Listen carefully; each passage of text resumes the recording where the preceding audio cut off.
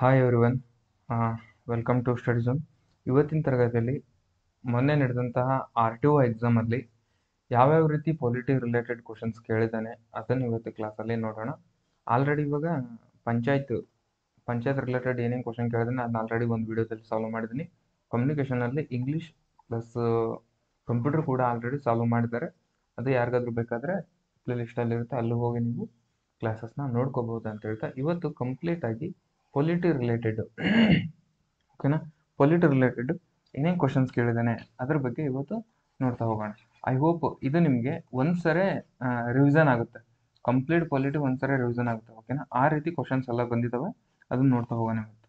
ಮೊದಲನೇ ಕ್ವಶನ್ ಏನು ಕೇಳಿದಾನೆ, question paper ಯಾಕೆ ಸಾಲ್ವ್ ಮಾಡ್ಬೇಕಂದ್ರೆ ಏನು ಟಾಪಿಕ್ ಬರ್ತಿದೆ, ಟ್ರೆಂಡ್ ಏನಿದೆ, ಇವಾಗ ಯಾವ ರೀತಿ ಕ್ವಶನ್ ಬರ್ತಿದ್ದಾವೆ ಇದೆಲ್ಲ ನಿಮಗೆ ಗೊತ್ತಾಗ್ಬೇಕಂದ್ರೆ ಕ್ವಶನ್ ಪೇಪರ್ ಕಂಪಲ್ಸರಿ ನೋಡ್ಬೇಕು ನೀವು. ಓಕೆನಾ, ಹಾಗಾಗಿ ಕ್ವಶನ್ ಏನು ಕೇಳಿದಾನೆ, ಫಂಡಮೆಂಟಲ್ ರೈಟ್ಸ್ ಕೇಳಿದಾನೆ, ಪಾರ್ಲಿಮೆಂಟ್ ಸಿಸ್ಟಮ್ ಕೇಳಿದಾನೆ, ಎಮರ್ಜೆನ್ಸಿ ಕಮಿಷನ್ನು, ಎಮರ್ಜೆನ್ಸಿ ಪ್ರಾವಿಷನ್ಸ್, ತುರ್ತು ಪರಿಸ್ಥಿತಿ ಕೇಳಿದಾನೆ, ಆಮೇಲೆ DPSP ಬಗ್ಗೆ ಕೇಳಿದಾನೆ. ಇದು ಯಾವ ದೇಶದಿಂದ ಎರವಲು ಪಡೆದಿದ್ದಾವೆ ಅಂತ ಕೇಳಿದಾನೆ ಕ್ವಶನ್.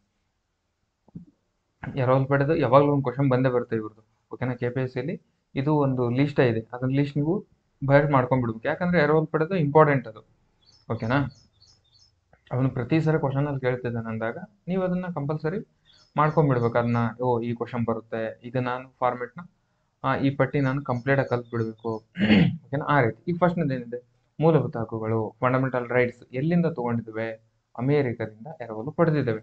ಹಾಗಿದ್ದಾಗ ಅಮೇರಿಕ ಈ ದೇಶ ಬಹಳ ಇಂಪಾರ್ಟೆಂಟ್, ಯಾಕಂದ್ರೆ ಪ್ರತಿ ಎಕ್ಸಾಮ್ ಪೇಪರಲ್ಲೂ ಕೂಡ ಅಮೇರಿಕ ಮತ್ತೆ UK ಇವೆಲ್ಲ ಪ್ರಿಂಟ್ ಆಗೇ ಆಗ್ತವೆ, ಯಾವುದೇ ಕಾರಣದಿಂದ ಆದ್ರೂ ಕೂಡ ಪ್ರಿಂಟ್ ಆಗ್ತವೆ ಇವು. ಹಾಗಾಗಿ ಇದರ ರಿಲೇಟೆಡ್ ಚೆನ್ನಾಗಿ ನೋಡ್ಕೋಬೇಕು. ಫಸ್ಟ್ನದು ಏನೀಗ, ಮೂಲಭೂತ ಹಕ್ಕುಗಳು ಅಮೇರಿಕದಿಂದ.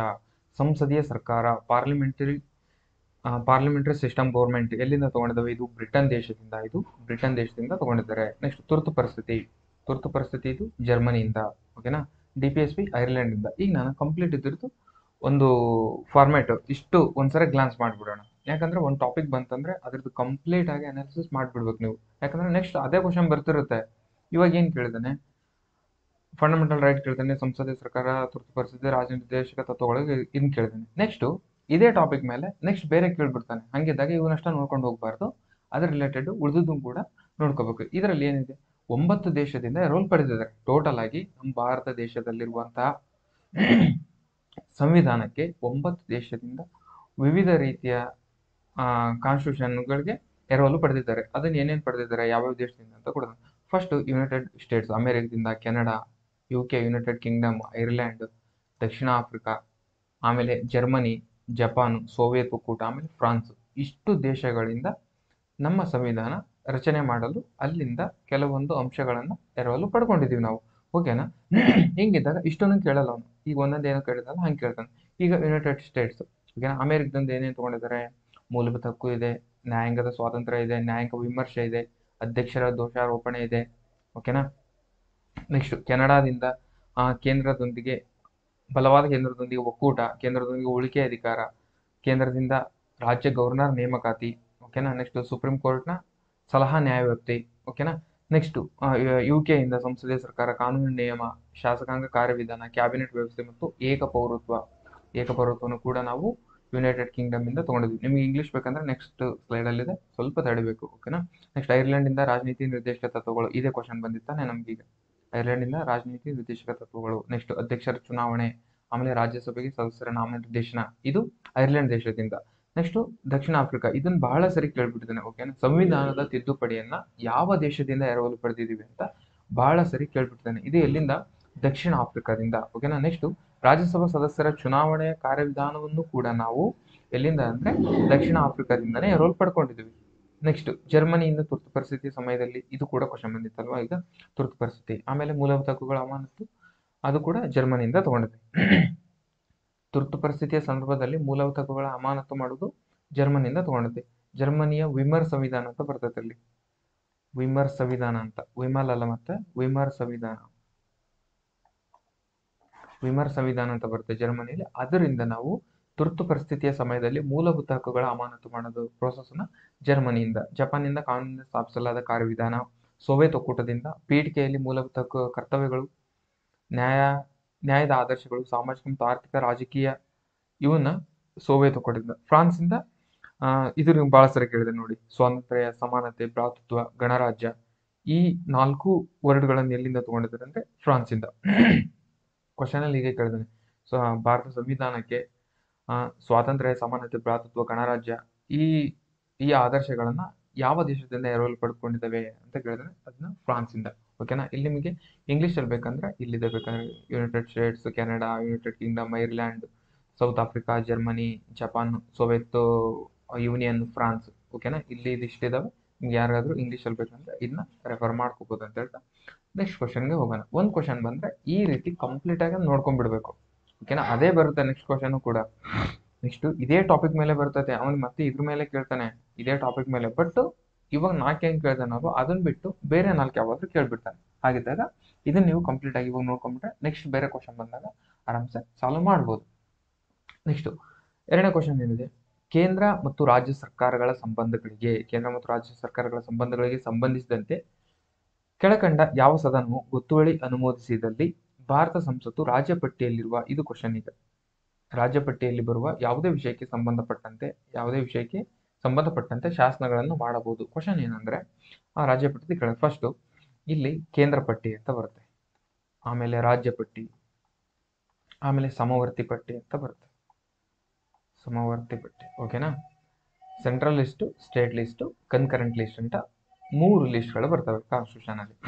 ಹೀಗಿದ್ದಾಗ ಕೇಂದ್ರ ಪಟ್ಟಿಯಲ್ಲಿರುವಂತಹ ವಿಷಯಗಳನ್ನ ಅಲ್ಲಿ ಏನಾದ್ರೂ ನಾವು ತಿದ್ದುಪಡಿ ಮಾಡೋದು, ಅದಕ್ಕೆ ಏನಾದ್ರೂ ಸೇರಿಸೋದು, ಅಲ್ಲಿಂದ ಏನಾದ್ರು ತೆಗೆಯೋದು ಮಾಡಕ್ಕಂದ್ರೆ ಕೇಂದ್ರ ಪಟ್ಟಿಯಲ್ಲಿರುವಂತಹ ವಿಷಯಗಳನ್ನ ಆರಾಮ್ಸೆ ಕೇಂದ್ರ ಒಂದೇ ಇರುತ್ತೆ, ಅಲ್ಲಿ ಯಾವ್ದು ಗೌರ್ಮೆಂಟ್ ಇರುತ್ತೆ ಅದ್ರ ಮೇಲೆ ಆರಾಮ್ಸೆ ಮಾಡ್ಕೊಂಡ್ಬಿಡ್ತಾರೆ. ಆದ್ರೆ ಏನಾಗುತ್ತಂದ್ರೆ ಸಮವರ್ತಿ ಪಟ್ಟಿಯಲ್ಲಿ ಏನಾದ್ರು ಬಂದ್ರಂದ್ರೆ ಇವನು ಕೂಡ ರಾಜ್ಯಕ್ಕೆ ಸ್ವಲ್ಪ ರಾಜ್ಯ ಪ್ಲಸ್ ಸೆಂಟ್ರಲ್ ಎರಡು ಸೇರ್ಕೊಂಡು ಇವು ಮಾಡ್ಬೇಕಾಗುತ್ತೆ. ಯಾವ್ದು ಸಮವರ್ತಿ ಪಟ್ಟಿಯಲ್ಲಿ. ಹಂಗಿದ್ದಾಗ ಎರಡು ಸೇರಿ ಮಿಕ್ಸ್ ಆಗಿ ಮಾಡ್ತಾರೆ. ರಾಜ್ಯ ಪಟ್ಟಿ ಅಂತ ಬಂತಂದಾಗ ಏನಾಗುತ್ತಂದ್ರೆ ರಾಜ್ಯ ಪಟ್ಟಿಯಲ್ಲಿ ಬರುವಂತಹ ವಿಷಯಗಳನ್ನ ತಿದ್ದುಪಡಿ ಮಾಡೋದು, ಏನಾದ್ರು ತೆಗೆಯೋದು, ಹಾಕೋದು ಈ ತರ ಮಾಡ್ಬೇಕಂದ್ರೆ ರಾಜ್ಯ ಪಟ್ಟಿಯೇ ಮೇಲ್ಗೈ ಆಗಿರ್ತದೆ. ಯಾಕಂದ್ರೆ ರಾಜ್ಯವೇ ಇದರಲ್ಲಿ ಡಾಮಿನೆಂಟ್ ಆಗಿರ್ತದೆ. ಅಂತಾವಿದ್ದಾಗನು ಕೂಡ ಅಲ್ಲಿ ಕೆಲವೊಂದಿಷ್ಟು ಒಂದೊಂದ್ಸರ ಏನಾದ್ರೂ ಕೂಡ ಅಲ್ಲಿ ಬದಲಾವಣೆ ಮಾಡ್ಬೇಕಂತ ಅಂದಾಗ ಸಂಸತ್ ಏನಾದ್ರೂ ಅದರಲ್ಲಿ ಎಂಟರ್ ಆಗಿ ಬದಲಾವಣೆ ಮಾಡ್ಬೇಕಂತ ಅಂದಾಗ ಏನ್ ಪ್ರೋಸೆಸ್ ಬೇಕು ಇದರಲ್ಲಿ ಅಂತ ಕ್ವಶನ್ ಕೇಳಿದಾನೆ. ಓಕೆನಾ. ನಿಮಗೆ ವಿಡಿಯೋ ಎಫೆಕ್ಟಿವ್ ಆಗಿ ಇರ್ಬೇಕಂದ್ರೆ ಸ್ವಲ್ಪ ಸ್ಪೀಡ್ ಇಟ್ಟು ನೋಡ್ಕೊಳ್ಳಿ. ಓಕೆನಾ. ಏನ್ ಪ್ರೋಸೆಸ್ ಬೇಕು ಸಂಸತ್ ಇವಾಗ ರಾಜ್ಯ ಪಟ್ಟಿಯಲ್ಲಿರುವ ಯಾವುದೇ ವಿಷಯವನ್ನು ಏನಾದ್ರೂ ಬದಲಾವಣೆ ಮಾಡೋದು, ಸಂಬಂಧಪಟ್ಟ ಶಾಸನಗಳನ್ನು ಇಲ್ಲಿ ಕೊಟ್ಟಿದ್ದಾನೆ ನೋಡ್ರಿ. ಶಾಸನಗಳನ್ನು ಹೊರಡಿಸ್ಬೇಕಂದ್ರೆ, ಶಾಸನಗಳನ್ನು ಮಾಡ್ಬೇಕಂದ್ರೆ ಏನ್ ಪ್ರೋಸೆಸ್ ಬೇಕು ಅಂತ ಕೇಳಿದಾನೆ. ಇದು ಕ್ವಶನ್. ಓಕೆನಾ. ಈ ರೀತಿ ಅರ್ಥ ಮಾಡ್ಕೋಬೇಕು. ಕೇಂದ್ರ ಪಟ್ಟಿ, ರಾಜ್ಯ ಪಟ್ಟಿ, ಸಮವರ್ತಿ ಪಟ್ಟಿ ಇದರದ್ದು ಪ್ರೋಸೆಸ್. ಓಕೆನಾ. ಒಂದೇ ಆಪ್ಷನ್ ಏನ್ ಕೊಟ್ಟಿದ್ದಾನೆ, ಲೋಕಸಭೆಯಲ್ಲಿ ಸಾಮಾನ್ಯ ಬಹುಮತದ ಮೂಲಕ, ಲೋಕಸಭೆ ಸಿಂಪಲ್ ಮೆಜಾರಿಟಿ ಅಂತ ಕೊಟ್ಟಿದ್ದಾನೆ. ಎರಡನೇದು ಸ್ಪೆಷಲ್ ಮೆಜಾರಿಟಿ, ಲೋಕಸಭೆಯಲ್ಲಿನೇ ವಿಶೇಷ ಬಹುಮತ ಅಂದ್ರೆ ಸ್ಪೆಷಲ್ ಮೆಜಾರಿಟಿ. ನೆಕ್ಸ್ಟ್ ರಾಜ್ಯಸಭೆಯಲ್ಲಿ ಸಾಮಾನ್ಯ ಬಹುಮತದ ಮೂಲಕ ಅಂತ ಕೊಡ್ತಾನೆ. 3ನೇ ಆಪ್ಷನ್ ಕೊಡ್ತಾನೆ, ರಾಜ್ಯಸಭೆಯಲ್ಲಿ 2/3 ಸದಸ್ಯರ ಕಡಿಮೆ ಇಲ್ಲದ ಬಹುಮತ. ಇದೇ ರೈಟ್ ಆನ್ಸರ್. ಓಕೆನಾ. ಇದೇ right answer. Option 3 right answer. ರಾಜ್ಯಸಭೆಯಲ್ಲಿ 2/3 ಸದಸ್ಯರಿಗಿಂತ ಕಡಿಮೆ ಇಲ್ಲದ ಬಹುಮತದ ಮೂಲಕ ರಾಜ್ಯ ಪಟ್ಟಿಯಲ್ಲಿರುವ ವಿಷಯಗಳನ್ನು ಸಂಸತ್ತು ಶಾಸನಗಳನ್ನು ಮಾಡಬಹುದು. 2/3 ಸದಸ್ಯರ ಕಡಿಮೆ ಇಲ್ಲದ ಬಹುಮತದ ಮೂಲಕ ಮಾಡಬಹುದು. ಓಕೆನಾ. ಇದನ್ನ ರಾಜ್ಯಸಭಾ ಇಲ್ಲೇ ನೋಡಿ 2/3 ಮೆಜಾರಿಟಿ ಮೂಲಕ ಮಾಡಬಹುದು. ಇದು ಯಾವ ಆರ್ಟಿಕಲ್ ಅಲ್ಲಿ ಇರುತ್ತಂದ್ರೆ 249ನೇ ಆರ್ಟಿಕಲ್ ಅಲ್ಲಿ ಇದ್ರ ಬಗ್ಗೆ ಮಾತಾಡ್ತಾರೆ. Indian constitution empower Rajya Sabha pass such resolution. ಓಕೆನಾ. ಇದ್ರ ಬಗ್ಗೆ ಮಾತಾಡೋದು 249ನೇ ಆರ್ಟಿಕಲ್ ಆಗಿರ್ತದೆ. 2/3 ಮೆಜಾರಿಟಿ ಮೇಲೆ ಬಿಲ್ ಪಾಸ್ ಆತಂದ್ರೆ ಅದನ್ನ ಮಾಡ್ಬೋದು ಅಂತ. ಓಕೆ. ನೆಕ್ಸ್ಟ್ ಕ್ವಶನ್ ಏನಿದೆ, ಕೆಳಗಿನ ಯಾವ ಸಮಿತಿ 1964ರಲ್ಲಿ the following committee was formed for prevention of corruption in 1964 ಅಲ್ಲಿ ಬಂದಂತಹ ಭ್ರಷ್ಟಾಚಾರ ನಿರ್ಮೂಲನೆಗೆ ಸಂಬಂಧಿಸಿದಂತೆ ರಚಿಸಲಾದ ಸಮಿತಿ ಯಾವುದು? ಯಾರ ಸಮಿತಿ 1964ರಲ್ಲಿ ಭ್ರಷ್ಟಾಚಾರ ನಿರ್ಮೂಲನೆಗೆ ನೇಮಕ ಮಾಡಿದ್ರು ಅಂತ ಕೇಳ್ತಾನೆ. ಒಂದೇದೇನಿದೆ, ಸಂತಾನಂ ಸಮಿತಿ, ಶರ್ಮಾ ಗೋಸ್ವಾಮಿ ಸರ್ಕಾರಿ ಅಂತ ಕೊಡುತ್ತೆ. ಇದಕ್ಕೆ ರೈಟ್ ಆನ್ಸರ್ ಸಂತಾನಂ ಸಮಿತಿ. ಮುಂದೆ ಎಕ್ಸ್ಪ್ಲೇನ್ ಮಾಡ್ತೀನಿ. ಸರ್ಕಾರಿಯ ಸಮಿತಿ ಇದೇನಂದ್ರೆ ರಾಜ್ಯ ಮತ್ತು ಕೇಂದ್ರದ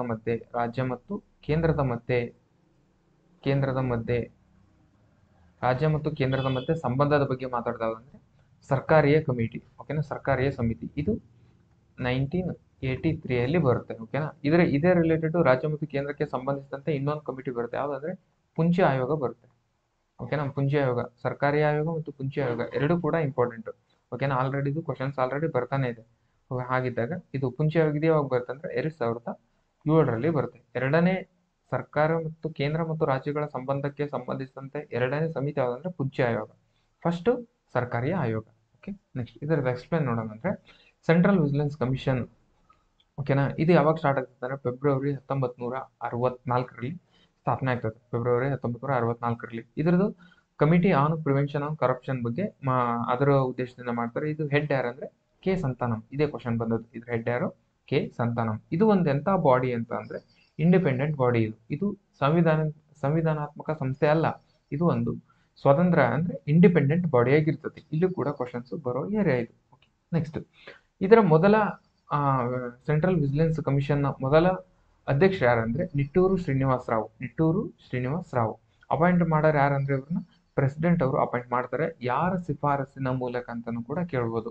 ಪ್ರೆಸಿಡೆಂಟ್ ಅವರು ಅಪಾಯಿಂಟ್ ಮಾಡ್ತಾರೆ. ಹಂಗೆ ಫೋನ್ ಹಚ್ಚಿ ಅಪಾಯಿಂಟ್ ನೀವು ಅಂತ ಹಿಂಗೆ ಹೇಳಲ್ಲ ಪ್ರೆಸಿಡೆಂಟ್. ಅದಕ್ಕೆ ಒಂದು ಪ್ರೋಸೆಸ್ ಇದೆ. ಏನ್ ಪ್ರೋಸೆಸ್ ಇದೆ? ಅದರಲ್ಲಿ ಪ್ರೈಮ್ ಮಿನಿಸ್ಟರ್ ಅದಕ್ಕೆ ಎಲೆಕ್ಟ್ ಮಾಡ್ಬೇಕಂದ್ರೆ ಪ್ರೈಮ್ ಮಿನಿಸ್ಟರ್ ಅದಕ್ಕೆ ಹೆಡ್, ಅದರ ಅಂಡರ್ ಅಲ್ಲಿ ಹೋಮ್ ಅಫೇರ್ಸ್ ಅವರು ಬರ್ತಾರೆ. ಅದ್ರ ಜೊತೆಗೆ ಮತ್ತೆ ಅಪೋಸಿಷನ್ ಲೀಡರ್ ಅಂದ್ರೆ ಇವಾಗ ಬಿಜೆಪಿ ಇತ್ತಂದ್ರೆ ಅಪೋಸಿಷನ್ ಲೀಡರ್, ಕಾಂಗ್ರೆಸ್ ಇರ್ತಾರಲ್ವ ಆ ರೀತಿ ಅವ್ರು ಮೂವರು ಸೇರ್ಕೊಂಡು ಈಗ ಪ್ರೈಮ್ ಮಿನಿಸ್ಟರ್ ಇದ್ರ ಹೆಡ್, ಇಲ್ಲಿ ಹೋಮ್ ಅಫೇರ್ಸ್ ಅವರು, ಓಕೆನಾ, ಇಲ್ಲಿ ಅಪೋಸಿಷನ್ ಲೀಡರ್, ಇವರು 3 ಜನ ಸೇರ್ಕೊಂಡು ಒಬ್ಬರನ್ನ ನಾಮಿನೇಟ್ ಮಾಡ್ತಾರೆ. ಈಗ ನಿಟ್ಟೂರು ಶ್ರೀನಿವಾಸ ರಾವ್ ಅವರನ್ನ ನೀವು ಸೆಂಟ್ರಲ್ ವಿಜಿಲೆನ್ಸ್ ಕಮಿಷನ್ಗೆ ಅಪಾಯಿಂಟ್ ಮಾಡಬೇಕು ಅಂತಂದು ರಾಷ್ಟ್ರಪತಿ ಅವರಿಗೆ ಹೇಳ್ತಾರೆ. ಹಾಗಿದ್ದಾಗ ರಾಷ್ಟ್ರಪತಿ ಅವರು ಅವ್ರನ್ನ ನಾಮಿನೇಟ್ ಮಾಡ್ತಾರೆ, ಎಲೆಕ್ಟ್ ಮಾಡ್ತಾರೆ, ಅಪಾಯಿಂಟ್ ಮಾಡ್ತಾರೆ. ಓಕೆನಾ. ಇದು ಪ್ರೋಸೆಸ್ ಇದ್ದದ್ದು. Okay. Next question, aunty defection ಲಾ, ಪಕ್ಷಾಂತರ ನಿಷೇಧ ಕಾಯ್ದೆ. ಇದು ಯಾವಾಗಲೂ ಇವೆಲ್ಲ ಕ್ವಶನ್ಸ್ ಇದೆ ಅಲ್ವಾ, ಇದು ಪೇಪರ್ ಡಿಫಿಕಲ್ಟ್ ಅಂತ ಇಲ್ಲ. ಓಕೆನಾ. ಆರಾಮ್ಸ ಇದೆ ಪೇಪರ್. ಓಕೆನಾ. ನೀವು ಇದ್ರದ್ದೇನು ಟೆನ್ಷನ್ ಮಾಡ್ಕೊಂಡಿಲ್ಲ. ಬಟ್ ಕ್ವಶನ್ಸ್ ಟಾಪಿಕ್ ಅದೇ ಬರ್ತವೆ, topic related. But questions already repeat ಅವು ಇದಾವೆ. ಓಕೆನಾ. ಪಕ್ಷಾಂತರ ನಿಷೇಧ ಕಾಯ್ದೆಗೆ ತಿದ್ದುಪಡಿಗೆ ಸಂಬಂಧಿಸಿದಂತೆ ಇದು 52ನೇ ತಿದ್ದುಪಡಿ, ಎಲ್ರಿಗೂ ಗೊತ್ತಿರುತ್ತೆ.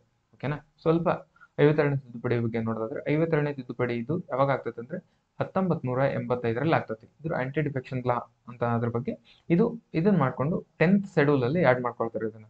ಓಕೆನಾ. 10th ಶೆಡ್ಯೂಲ್ ಅಲ್ಲಿ ಆಡ್ ಮಾಡ್ಕೊಳ್ತಾರೆ. ಇದರಲ್ಲಿ ಪಕ್ಷಾಂತರ, ಈಗ ಒಂದು ಎ ಅನ್ನೋ ಪಕ್ಷದಿಂದ ಎಲೆಕ್ಟ್ ಆಗಿ ಬಿ ಅನ್ನೋ ಪಕ್ಷಕ್ಕೆ ಇಲ್ಲಿ ಆಮೇಲೆ ಅವ್ರು ಎಲೆಕ್ಟ್ ಆದ್ಮೇಲೆ ಈ ಕಡೆ ಜಂಪ್ ಆಗ್ಬಾರ್ದು, ಈ ತರ ಪ್ರೊಸೆಸ್ ಇದನ್ನ ಮಾಡ್ಬಾರ್ದು. ಯಾಕಂದ್ರೆ ಇಲ್ಲಿ ಎ ಅನ್ನೋ ಪಕ್ಷದಿಂದ ಗೆದ್ದು ಅದರಲ್ಲೇ ಇರ್ಬೇಕು ಅವರು. ಇಲ್ಲ ಸುಮ್ನೆ ಇಲ್ಲೇನೋ ನಮ್ ಪ್ರಾಬ್ಲಮ್ ಆಯ್ತು ಅಂತ ನಿಂಗೆ ಬಿಗ್ ಜಂಪ್ ಆಗೋದು, ಈ ತರ ಮಾಡ್ಬಾರ್ದು. ಇದು ಸ್ವಲ್ಪ ಕಂಡೀಷನ್ ಆಗಿ ಆಗ್ಬೇಕು ಅನ್ನೋ ದೃಷ್ಟಿಯಿಂದ 1985ರಲ್ಲಿ ರೂಲ್ ಮಾಡ್ತಾರೆ. ಓಕೆನಾ. ಇದನ್ನ 10ನೇ ಶೆಡ್ಯೂಲ್ ಅಲ್ಲಿ ಆಡ್ ಮಾಡ್ತಾರೆ, 10th ಶೆಡ್ಯೂಲ್. ಓಕೆನಾ. ನೆಕ್ಸ್ಟ್ ಪರ್ಪಸ್ ಏನಿರ್ತದೆ, anti defection law aims prevent legislators from switching political allegiance. ಓಕೆನಾ. ಅಂದ್ರೆ ಪೊಲಿಟಿಕಲ್ ಅಲ್ಲಿ ಇರುವಂತರು ಒಂದು ಪಕ್ಷದಿಂದ ಆಯ್ಕೆಯಾಗಿ ಇನ್ನೊಂದು ಪಕ್ಷಕ್ಕೆ ಸ್ವಿಚ್ ಅವ್ರು ಆಗ್ಬಾರ್ದು ಅನ್ನೋ ದೃಷ್ಟಿಯಿಂದ ಇದನ್ನ ಮಾಡಿರ್ತಾರೆ. ಓಕೆನಾ. ನೆಕ್ಸ್ಟ್ ಇದು ಈಗ ಆಗೋದನ್ನು ಕೂಡ ನಾವು ಜುಡಿಷಿಯಲ್ ರಿವ್ಯೂ ಕೂಡ ಮಾಡ್ಬೋದು. ಹಂಗ ಆಗಿದ್ಕೆ ಅದನ್ನ ಜುಡಿಷಿಯಲ್ ರಿವ್ಯೂ ಕೂಡ ಮಾಡ್ಬೋದಾಗಿರ್ತದೆ. ನೆಕ್ಸ್ಟ್ 42ನೇ ತಿದ್ದುಪಡಿ ಅಂತ ಕ್ವಶನ್ ಅಲ್ಲಿ ಬಂತಲ್ಲ, ಅದ್ರ ಬಗ್ಗೆ ಸ್ವಲ್ಪ ನೋಡೋಣ. ಇದರಲ್ಲಿ 42ನೇ ತಿದ್ದುಪಡಿ ಬಂದಿದೆ ಅಲ್ವಾ, ಹಾಗಾಗಿ 42ನೇ ತಿದ್ದುಪಡಿ ಇದು ಯಾವಾಗ ಆಯ್ತು ಅಂದ್ರೆ 1976ರಲ್ಲಿ ಆಯ್ತು. ಇದಕ್ಕೆ ಮಿನಿ ಸಂವಿಧಾನ ಅಂತ ಕೂಡ ಕರೀತಾರೆ. ಆಮೇಲೆ ಇದರಲ್ಲಿ ಇಂಪಾರ್ಟೆಂಟ್ ಏನಂದ್ರೆ ಸೋಷಿಯಲಿಸ್ಟ್, ಸೆಕ್ಯುಲರ್, ಆಮೇಲೆ ಇಂಟಿಗ್ರಿಟಿ ಎಂಬ ಈ 3 ಪದಗಳನ್ನು ಮುಖ್ಯವಾಗಿ ಸೇರಿಸ್ತಾರೆ. ಆಮೇಲೆ ಇದರಲ್ಲಿ DPSP ಕೂಡ ಸೇರಿಸ್ತಾರೆ. ಇಲ್ಲಿ ನೋಡಿ, directive principle of fundamental rights, DPSP ಅಲ್ಲ, directive principle of fundamental rights. ಇದ್ರ ಬಗ್ಗೆ ರಿಲೇಷನ್, ಇದ್ರ ಬಗ್ಗೆ ಮಾತಾಡ್ತದೆ ಇದು. ಓಕೆನಾ. DPSP ಕೂಡ ಇಲ್ಲಿಂದ 42ನೇ ತಿದ್ದುಪಡಿ ಮೂಲಕನೇ ಬರ್ತದೆ. ಓಕೆನಾ. Next, which of the following article of Indian constitution deals with appropriation bill. ಅಂದ್ರೆ ಕೆಳಕಂಡ ಯಾವ ಸಂವಿಧಾನವು ಅನುಚ್ಛೇದ ವಿಧಿ ವಿನಿಯೋಗ, ಧನ ವಿನಿಯೋಗ, ಓಕೆ, ಅಪ್ರಾಪ್ರಿಯೇಷನ್ ಬಿಲ್ ಅಂದ್ರೆ ಧನ ವಿನಿಯೋಗ ಮಸೂದೆಗೆ ಸಂಬಂಧಿಸಿದೆ. ಇದಕ್ಕೆ ರೈಟ್ ಆನ್ಸರ್ ಏನಂದ್ರೆ 114 ಸಬ್ ಕ್ಲಾಸ್ 1 ಅಂತ ಇದೆ ಅಲ್ವಾ, ಇದೇ ಅದರ ಬಗ್ಗೆ ಮಾತಾಡ್ತದೆ. ಯಾವುದು? ಧನ ವಿನಿಯೋಗ ಮಸೂದೆಗೆ ಸಂಬಂಧಿಸಿದಂತ ವಿಧಿ ಯಾವುದಂದ್ರೆ ಆರ್ಟಿಕಲ್ 114 ಸಬ್ ಕ್ಲಾಸ್ 1. ಓಕೆನಾ. ಇದ್ರ ಬಗ್ಗೆ ನೋಡೋದಾದ್ರೆ ಇದು ಕಾನ್ಸ್ಟಿಟ್ಯೂಷನ್ ಡೀಲ್ಸ್, ಇದು 114 ಅಂತ ಇದೆ ಇಲ್ಲಿ. ಓಕೆನಾ. ಇದ್ರ ನೆಕ್ಸ್ಟ್ 121 ಏನ್ ಹೇಳ್ತದೆ, 121 ಸಬ್ ಕ್ಲಾಸ್ 1 ಅಂತ ಆಪ್ಷನ್ ಅಲ್ಲಿ ಇತ್ತಲ್ವಾ, ಇದರಲ್ಲಿ ಸುಪ್ರೀಂ ಕೋರ್ಟ್ ಮತ್ತು ಹೈಕೋರ್ಟ್ ನ್ಯಾಯಾಧೀಶರ ಕರ್ತವ್ಯ ನಿರ್ವಹಣೆ ಅಂದ್ರೆ ಸುಪ್ರೀಂ ಕೋರ್ಟ್ ಮತ್ತು ಹೈಕೋರ್ಟ್ ಅವರು ಅಲ್ಲಿ ಏನೇನು ಡಿಸ್ಕಷನ್ ಮಾಡಿರ್ತಾರಲ್ವಾ ಅದನ್ನ ನೀವು ಸಂಸತ್ನಲ್ಲಿ ಚರ್ಚೆ ಮಾಡೋಂಗಿಲ್ಲ ಅಂತ ಹೇಳುತ್ತೆ. 121 ಸಬ್ ಕ್ಲಾಸ್ 1 ಏನ್ ಹೇಳುತ್ತಂದ್ರೆ ಸುಪ್ರೀಂ ಕೋರ್ಟ್ ಮತ್ತು ಹೈಕೋರ್ಟ್, ಈಗ ಸುಪ್ರೀಂ ಕೋರ್ಟ್ ಇದೆ, ಹೈಕೋರ್ಟ್ ಇದೆ, ಅದರಲ್ಲಿ ಏನೇನಾದ್ರೂ ಕೋರ್ಟ್ ಅಲ್ಲಿ ಏನಾದ್ರು ಡಿಸ್ಕಷನ್ ಆಗ್ತಾವಲ್ವಾ, ಯಾವ್ದ್ರ ಬಗ್ಗೆ ಡಿಸ್ಕಷನ್ ಆದ್ರೂ ಕೂಡ ಅದನ್ನ ತಗೊಂಡ್ ಬಂದು ನೀವು ಸಂಸತ್ತಲ್ಲಿ ಚರ್ಚೆ ಮಾಡಬಾರ್ದು ಅಂತ ಹೇಳೋದು ಯಾವ್ದಂದ್ರೆ 121 ಸಬ್ ಕ್ಲಾಸ್ 1 ಅಂತ ಆ ವಿಧಿಯಲ್ಲಿ ಹೇಳುತ್ತೆ. ನೆಕ್ಸ್ಟ್ 7ನೇ ಕ್ವಶನ್ ಅಂದ್ರೆ ಬೇರೆ ಕ್ವಶನ್ ಇದು. ನೆಕ್ಸ್ಟ್ ಕ್ವಶನ್, ಭಾರತದ ರಾಷ್ಟ್ರಪತಿಯವರ ಅಧಿಕಾರಕ್ಕೆ ಸಂಬಂಧಿಸಿದಂತೆ ಪ್ರೆಸಿಡೆಂಟ್ ಬಗ್ಗೆ ಕೇಳಿದರೆ, ಪ್ರೆಸಿಡೆಂಟ್, ಸುಪ್ರೀಂ ಕೋರ್ಟ್ ಇವೆಲ್ಲ ರೆಗ್ಯುಲರ್ ಕ್ವಶನ್ಸ್, ಓಕೆನಾ. ಭಾರತ ರಾಷ್ಟ್ರಪತಿಗೆ ಅಧಿಕಾರಕ್ಕೆ ಸಂಬಂಧಿಸಿದಂತೆ ಕೆಳಗಿನ ಹೇಳಿಕೆಗಳನ್ನು ಯಾವುದು ರೈಟು, ಇಲ್ಲಿ ಇಷ್ಟು ಈ 5 ಆಪ್ಷನ್ ಕೊಡಿದೆ, 5 ಆಪ್ಷನ್ ಅಲ್ಲಿ ಯಾವುದು ಸರಿಯಾಗಿದೆ ರಾಷ್ಟ್ರಪತಿಯವರ ಅಧಿಕಾರಕ್ಕೆ ಅಂತ ಕೇಳಿದ್ದಾನೆ, ಓಕೆನಾ. Head of the union executive ಅಂದ್ರೆ ಕೇಂದ್ರ ಕಾರ್ಯಾಂಗದ ಮುಖ್ಯಸ್ಥರು ರಾಷ್ಟ್ರಪತಿಯವರು ಅಂತ ಹೇಳ್ತಿದ್ದಾನೆ, ಓಕೆನಾ. ನನಗೀಗ ಅದನ್ನೆಲ್ಲ ಬಿಟ್ಟು ನಾನು ಇಷ್ಟು 5 ಆಪ್ಷನ್ ನೋಡ್ಕೊಂಡು ಏನ್ ಮಾಡ್ತೀನಿ ಅಂದ್ರೆ ಫಸ್ಟ್ ಆಪ್ಷನ್ ನೋಡ್ತೀನಿ. ಏನಿದೆ, ಕ್ಯಾಬಿನೆಟ್ ನ ಮುಖ್ಯಸ್ಥ ಅಂತ ಕೊಡ್ತಾರೆ. ಕ್ಯಾಬಿನೆಟ್ ನ ಮುಖ್ಯಸ್ಥರು ಯಾರಂತ ಅಂತಾರೆ ರಾಷ್ಟ್ರಪತಿಯವರು ಅಂತ ಹೇಳ್ತಿದ್ದಾರೆ. ಹಂಗಂದ್ರೆ ಈ ರಾಂಗ್. ಯಾಕಂದ್ರೆ ಕ್ಯಾಬಿನೆಟ್ ನ ಮುಖ್ಯಸ್ಥರು ಯಾರಂದ್ರೆ PM ಇರ್ತಾರೆ. ಹಾಗಾಗಿ ಈ ಯಾವ್ಯಾವ ಆಪ್ಷನ್ ಅಲ್ಲಿದೆ ನಾನು ತೆಗೆದು ಬಿಡ್ತೀನಿ. ಇಲ್ಲ ಐತಾ, ಹಂಗಂದ್ರೆ 4ನೇ ಆಪ್ಷನ್ ಬರಲ್ಲ. 4ನೇ ಆಪ್ಷನ್ ರಾಂಗ್ ಈಗ, ಓಕೆನಾ. ನೆಕ್ಸ್ಟ್, ಕೇಂದ್ರ ಕಾರ್ಯಾಂಗದ ಮುಖ್ಯಸ್ಥರು ಯಾರು ರಾಷ್ಟ್ರಪತಿಯವರು. ಎಲ್ಲದರಲ್ಲಿದೆ, ಹಂಗಂದ್ರೆ ಎಲ್ಲದರಲ್ಲಿದೆ, ರೈಟ್. ಹಂಗಂದ್ರೆ ಎಲ್ಲದರಲ್ಲಿದೆ, ರೈಟ್, ಓಕೆನಾ. ನೆಕ್ಸ್ಟ್, ಸಂವಿಧಾನದ ಮುಖ್ಯಸ್ಥರು ಹೌದು, ಯಾಕಂದ್ರೆ ರಾಷ್ಟ್ರಪತಿಯವರು ಸಂವಿಧಾನದ ಮುಖ್ಯಸ್ಥರು. ಅದನ್ನ ನಾವು ನೋಡ್ಲಿ ಬಿಡ್ಲಿ 3 ಆಪ್ಷನ್ ಅಲ್ಲಿ ಇದೆ, ಹಂಗಂದ್ರೆ ನಮಗೆ ಇದು ಲಾಸ್ ಇದು, ಓಕೆನಾ. ಈ ಆಪ್ಷನ್ ಲಾಸ್ ನಮಗೆ. 3ರಲ್ಲೂ ಕೂಡ ಬಿ ಇದೆ, ಎ ಇದೆ, ಬಿ ಇದೆ, ಎ ಇದೆ, ಬಿ ಇದೆ, ಅಂದ್ರೆ 2 ರೈಟ್ ಅಂತ ಇದೆ.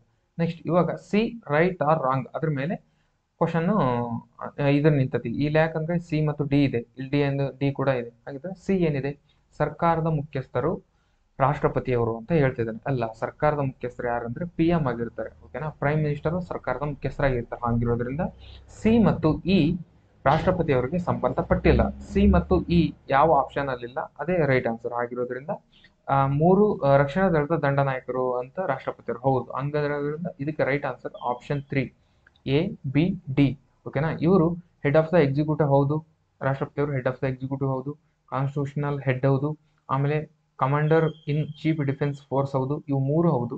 ಆಗಿರೋದ್ರಿಂದ A, B, D ಯಾವ್ದ್ರಲ್ಲಿದೆ ಅದು ರೈಟ್ ಆನ್ಸರ್ ಆಗಿರೋದ್ರಿಂದ option C right answer. Next, head of the government ಯಾರು ಇರ್ತಾರೆ ಅಂದ್ರೆ prime minister. Head of the cabinet ಯಾರು ಇರ್ತಾರೆ ಅಂದ್ರೆ ಅದು ಕೂಡ ಪ್ರೈಮ್ ಮಿನಿಸ್ಟರ್ ಇರ್ತಾರೆ. ನೆಕ್ಸ್ಟ್ ಕ್ವಶನ್, ಕೆಳಗಿನ ಯಾವ ಪರಿಸ್ಥಿತಿಯಲ್ಲಿ ಅನುಚ್ಛೇದ 200 ವಿಧಿ ಬಗ್ಗೆ ಕೇಳ್ತಿದ್ದೇನೆ, ಓಕೆನಾ. ಅನುಚ್ಛೇದ 200 ರಾಜ್ಯಪಾಲರು ಮತ್ತು ರಾಜ್ಯ ಶಾಸಕಾಂಗದ ಅಂಗೀಕೃತವಾದ ಮಸೂದೆಯನ್ನು ರಾಷ್ಟ್ರಪತಿಯವರ ಪರಿಗಣನೆಗೆ ಕಾಯ್ದಿರಿಸುತ್ತಾರೆ, ಓಕೆನಾ. ಈಗ ನಾನು ಮತ್ತೆ ಇದಿಷ್ಟು ಕ್ವಶನ್ ನೋಡಿದ್ಮೇಲೆ ನಾನು ಏನ್ ಮಾಡ್ತೇನೆ, ಡೈರೆಕ್ಟ್ ಆಪ್ಷನ್ ಬರ್ತೀನಿ. ಡೈರೆಕ್ಟ್ ಆಪ್ಷನ್ ಕ್ವಶನ್ ಕೂಡ ಇದು ಆಪ್ಷನ್ ಕೂಡ ಓದಲ್ಲ, ಈ ಆಪ್ಷನ್ ಬರ್ತೀನಿ. ಏನ್ ಮಾಡ್ತೀನಿ, ಇಲ್ಲಿ ಡಿ ಇದೆ, ಇಲ್ಲಿ ಡಿ ಇದೆ, ಇಲ್ಲಿ ಡಿ ಇದೆ. ಹಂಗಿದ್ದಾಗ ನಾ ಫಸ್ಟ್ ಏನ್ ನೋಡ್ಕೊಳ್ತೇನೆ, ಡಿ ರೈಟ್ ಆರ್ ರಾಂಗ್ ನೋಡ್ಕೊಳ್ತೇನೆ ಅಷ್ಟೇ. ಈಗ ನಾನು ಯಾಕಂದ್ರೆ 3 ಆಪ್ಷನ್ ಅಲ್ಲಿ ಡಿ ಇದೆ, ಬಟ್ ಇಲ್ಲಿ 4ನೇದ್ರಲ್ಲಿ ಡಿ ಇಲ್ಲ. ಆಗಿರೋದ್ರಿಂದ ಹಂಗಿರೋದ್ರಿಂದ ನಾನು ಡಿ ರೈಟ್ ಆರ್ ರಾಂಗ್ ನೋಡ್ತೀನಿ. ಏನು, ರಾಷ್ಟ್ರಪತಿ ಅವರು ಕಾಯ್ದೆಗೆ ಇದು ಕೆಳಗಿನ ಯಾವ ಪರಿಸ್ಥಿತಿಯಲ್ಲಿ ಅನುಚ್ಛೇದ 200ರ ಪ್ರಕಾರ ರಾಜ್ಯಪಾಲರು ರಾಜ್ಯ ಶಾಸಕಾಂಗದ ಅಂಗೀಕೃತವಾದ ಮಸೂದೆಯನ್ನು ರಾಷ್ಟ್ರಪತಿಯವರ ಪರಿಗಣನೆಗೆ ಕಾಯ್ದಿರಿಸ್ತಾರ ಇಲ್ಲ. ಈಗ ರಾಜ್ಯದಲ್ಲಿ ಕರ್ನಾಟಕದಲ್ಲಿ ಏನೋ ಒಂದು ಬಿಲ್ ಪಾಸ್ ಆಗ್ಬೇಕಂದ್ರೆ ಅದನ್ನ ತಡೆ ಹಿಡಿತಾರೆ. ಅದನ್ನ ಯಾರ ಶಿಫಾರಸಿನ ಮೂಲಕ ಕೂಡ ಅವರು ತಡೆ ಹಿಡಿಬಹುದು ಅಂತ ಕೇಳ್ತಿದ್ದೇನೆ. ಈಗ ಪ್ರಧಾನಮಂತ್ರಿಯ ಸಲಹೆ ಮೇರೆಗೆ ತಡೆ ಹಿಡಿಯಕ್ ಆಗುತ್ತೆ ಇಲ್ಲೋ, ಇಷ್ಟೇ ಕ್ವಶನ್. ಈಗ ನಿನಗೆ ಕ್ವಶನ್ ಅವರು ಇದಿಷ್ಟು 1 ಕಿಲೋಮೀಟರ್ ಕೇಳಿದಾನಲ್ವಾ, ಇದಿಷ್ಟು ಕ್ವಶನ್ಗೆ ನಿನಗೆ 4ನೇ ಆಪ್ಷನ್ ಅಲ್ಲಿ ನಿನಗೆ ಅದು ಆ ಆಪ್ಷನ್ ನಿನಗೆ ಗೊತ್ತಿದೆನೋ ಇಲ್ಲೋ ಅಷ್ಟೇ ಕ್ವಶನ್ ಮಾಡ್ತಿರೋದನ್ನು. ಪ್ರಧಾನಮಂತ್ರಿಯ ಸಲಹೆ ಮೇರೆಗೆ ಅದನ್ನ ತಡೆ ಹಿಡಿಯಕ್ ಆಗೋದಿಲ್ಲ, ಯಾಕಂದ್ರೆ ರಾಷ್ಟ್ರಪತಿಯವರ ಸಲಹೆ ಮೇರೆಗೆ ತಡೆ ಹಿಡಿಬಹುದು. ಹಾಗಿದ್ದಾಗ D option wrong. D option wrong ಇರೋದ್ರಿಂದ ಇದು ರಾಂಗು, ಇದು ರಾಂಗು, ಇದು wrong. Option C right answer. ನಾ ಮೇಲೆ 3 ಆಪ್ಷನ್ ಓದೋದೇ ಇಲ್ಲ, ಓಕೆನಾ. ಹಾಗಿದ್ದಾಗ ಆಪ್ಷನ್ ಡಿ ರೈಟ್ ಆನ್ಸರ್ ಆಗಿರುತ್ತೆ, ಓಕೆನಾ. ಮಸೂದೆಯನ್ನು ಅಸಂವಿಧಾನಾತ್ಮಕವಾಗಿದ್ದರೆ ಅದನ್ನು ತಡೆ ಹಿಡಿಬಹುದು. ಅದು ರಾಷ್ಟ್ರದ ಬಹುಸಂಖ್ಯಾತರ ಹಿತಾಸಕ್ತಿ ವಿರುದ್ಧವಾಗಿದ್ದರೂ ಕೂಡ ತಡೆ ಹಿಡಿಬಹುದು. ಅದು ಪರೋಕ್ಷವಾಗಿ ರಾಜ್ಯ ನಿರ್ದೇಶಕ ತತ್ವಗಳಿಗೆ ವಿರೋಧವಾಗಿದ್ರೂ ಕೂಡ ರಾಷ್ಟ್ರಪತಿಯವರ ಸಲಹೆ ಮೇರೆಗೆ ರಾಜ್ಯಪಾಲರು ಆ ಮಸೂದೆಯನ್ನು ತಡೆ ಹಿಡಿಯಬಹುದಾಗಿರ್ತದೆ. ಆದರೆ ಪ್ರಧಾನಮಂತ್ರಿಯ ಸಲಹೆ ಮೇರೆಗೆ ತಡೆ ಹಿಡಿಯಲು ಭಾರತದ ಸಂವಿಧಾನದಲ್ಲಿ ಅವಕಾಶ ಇರುವುದಿಲ್ಲ, ಓಕೆನಾ. ನೆಕ್ಸ್ಟ್ ಇಲ್ಲೇ ನೋಡ್ರಿ, governor can reserve a bill passed by the legislature, state legislature consideration of the president. ಅಂದ್ರೆ ಪ್ರೆಸಿಡೆಂಟ್ ಅವರ ಅಂಡರ್ ಅಲ್ಲಿ ಬರುವಂತ ಅವ್ರು ಹೇಳಿದ್ರೆ ಮಾತ್ರ ತಡೆ ಹಿಡಬಹುದು, but not on the advice prime minister. ಅಂದ್ರೆ ಪ್ರೈಮ್ ಮಿನಿಸ್ಟರ್ ಸಲಹೆ ಮೇರೆಗೆ ಅದನ್ನ ತಡೆ ಹಿಡಲು ಅವಕಾಶವಿಲ್ಲ ಅಂತ ಹೇಳ್ತಿದ್ದಾರೆ. ಓಕೆ, ನೆಕ್ಸ್ಟ್ ಕ್ವಶನ್ ಏನಿದೆ, ಇದು ರಾಜ್ಯಪಾಲರಿಗೆ ಸಂಬಂಧಿಸಿದಂತೆ ಕ್ವಶನ್ ಕೇಳಿ. ರಾಜ್ಯಪಾಲರಿಗೆ ಇಲ್ಲಿ ಗವರ್ನರ್ ರಿಲೇಟೆಡ್ ಕೆಳಗಿನ ಯಾವ ಹೇಳಿಕೆ ಪರಿಗಣಿಸಿ ಅವರು ತಮ್ಮ ರಾಜೀನಾಮೆ, ಇದು ಏನಿದೆ ಯಾವುದು ತಪ್ಪು ಹೇಳಿಕೆ, ಇದು ಇಂಪಾರ್ಟೆಂಟ್. ನಮಗೆ ಏನ್ ಕೇಳಿದಾನೆ ಅನ್ನೋದು ಇಂಪಾರ್ಟೆಂಟ್. ಅವ್ನು ರೈಟ್ ಕೇಳಿದನೋ ರಾಂಗ್ ಕೇಳಿದನೋ, ಇದು ಏನ್ ಕೇಳಿದ ನೋಡು ಅಂತ ಹೇಳ್ರಿ. ಸರಿ ಕೇಳಿದಾನೆ. ತಪ್ಪು ಹೇಳಿಕೆ ಕೇಳಿದಾನೆ. ಅವರು ರಾಜೀನಾಮೆ ಪತ್ರವನ್ನು ರಾಜ್ಯದ ಮುಖ್ಯ ನ್ಯಾಯಾಧೀಶರು, ಇದೇ ತಪ್ಪು, ಇದು ತಪ್ಪಿದು. ನೆಕ್ಸ್ಟ್ ಅವರು 35 ವರ್ಷ ತುಂಬಿರ್ಬೇಕು, ರೈಟ್. ಬಿ ಯಾವ್ಯಾವ್ದರಲ್ಲಿದೆ, ಓಕೆನಾ, ಅದು ರೈಟ್ ಆನ್ಸರ್. ಅದು ಬಿ ಯಾವ್ಯಾವ್ದರಲ್ಲಿದೆ ಅದು ರೈಟ್. ತಪ್ಪು ಹೇಳಿಕೆ ಕೇಳಿದಾನೆ ಅಂದ್ರೆ ಬಿ ಇದರಲ್ಲಿದೆ, ಇದ್ರಾಂಗು ಇದು ತೆಗೆದು ಬಿಡ್ಬೇಕು ನಾವು. ತಪ್ಪಿರೋದು ಕೇಳಿದಾನೆ, ಅವ್ನು ರೈಟ್ ಐತಿ ಇದ್ರೊಳಗೆ. ನೆಕ್ಸ್ಟ್ ಎ ರಾಂಗ್ ಇದೆ, ಆಮೇಲೆ ಸಿ ಕೂಡ ರಾಂಗ್ ಇದೆ. ಇಲ್ಲಿ ಸಿ ಇದೆ, ಇಲ್ಲಿ ಸಿ ಇದೆ ಅಂದಾಗ ಸಿ ಕಂಪಲ್ಸರಿ ರಾಂಗ್ ಇರ್ತದೆ. ಏನಿದೆ, ರಾಷ್ಟ್ರಪತಿಗಳು ರಾಜ್ಯದ ಪರಿಹಾರ ಭತ್ಯೆಗಳು ಹಾಗೂ ಸವಲತ್ತುಗಳನ್ನು ನಿರ್ಧರಿಸುತ್ತಾರೆ, ಇದು ರಾಂಗ್ ಇದು. ಓಕೆನಾ. ನೆಕ್ಸ್ಟ್ ಅವರ ವಿರುದ್ಧ ಯಾವುದೇ ಕ್ರಿಮಿನಲ್ ಮೊಕದ್ದಮೆಗಳನ್ನು ಹೂಡಲು ಸಾಧ್ಯವಿಲ್ಲ, ಇದು ಕೂಡ ರೈಟ್. ಇದು ಹಂಗಿರೋದ್ರಿಂದ ಯಾವ್ಯಾವ್ದಿಂದ ಎ ಅಂಡ್ ಸಿ ಆಪ್ಷನ್ 1 ಇದಕ್ಕೆ right answer. Option 1 right answer ಇದಕ್ಕೆ, ಎ ಅಂಡ್ ಸಿ. ನೋಡೋಣ ಎಕ್ಸ್ಪ್ಲೇನ್, ಅದು ಒಂದೇದು ಯಾಕೆ ತಪ್ಪು, ಮೂರನೇದು ಯಾಕೆ ತಪ್ಪು ಅಂತ ಈಗ ನೆಕ್ಸ್ಟ್ ನೋಡೋಣ. ಒಂದೇದು, the governor of state in the submit their resignation in the president of India. Resignation ಅನ್ನ ಅವರು ರಾಜೀನಾಮೆಯನ್ನ ಗವರ್ನರ್ ಅವರು ರಾಷ್ಟ್ರಪತಿಯವರಿಗೆ ಕೊಡಲು ಅವಕಾಶವಿರುತ್ತದೆ. ಓಕೆನಾ. ಇಲ್ಲೇನ್ ಕೊಟ್ಟಿದ್ದಾನೆ ಅವನು, ರಾಷ್ಟ್ರಪತಿಯವರಿಗೆಲ್ಲ ಅವರ ರಾಜೀನಾಮೆಯನ್ನು ರಾಜ್ಯದ ನ್ಯಾಯಾಧೀಶರಿಗೆ ಸಲ್ಲಿಸೋದು ಅವಕಾಶ ಇದೆ ಅಂತ ಹೇಳ್ತಾನೆ. ಇಲ್ಲ, ರಾಜ್ಯದ ನ್ಯಾಯಾಧೀಶರಿಗೆ ಏನಿರ್ತಂದ್ರೆ ಹೈಕೋರ್ಟ್ ನ್ಯಾಯಾಧೀಶರಿಗೆ ಅವ್ರಿಗೆ ಅದರ ಪವರ್ ಇರೋದಿಲ್ಲ ಅದಕ್ಕೆ. ಓಕೆನಾ. ನೆಕ್ಸ್ಟ್ ಏನಿದೆ, ಆಪ್ಷನ್ 3 ಯಾಕೆ ರಾಂಗ್ ಅಂತ ಅಂದ್ರೆ ಏನಿದೆ ಇದರಲ್ಲಿ, ರಾಷ್ಟ್ರಪತಿಗಳು ರಾಜ್ಯಪಾಲರ ಪರಿಹಾರ ಭತ್ಯೆಗಳನ್ನು ಹಾಗೂ ಸವಲತ್ತುಗಳನ್ನು ನಿರ್ಧರಿಸುತ್ತಾರೆ. ಓಕೆನಾ. ರಾಜ್ಯಪಾಲರನ್ನ ನೇಮಕ ಮಾಡ್ತಾರೆ ರಾಷ್ಟ್ರಪತಿಯವರು.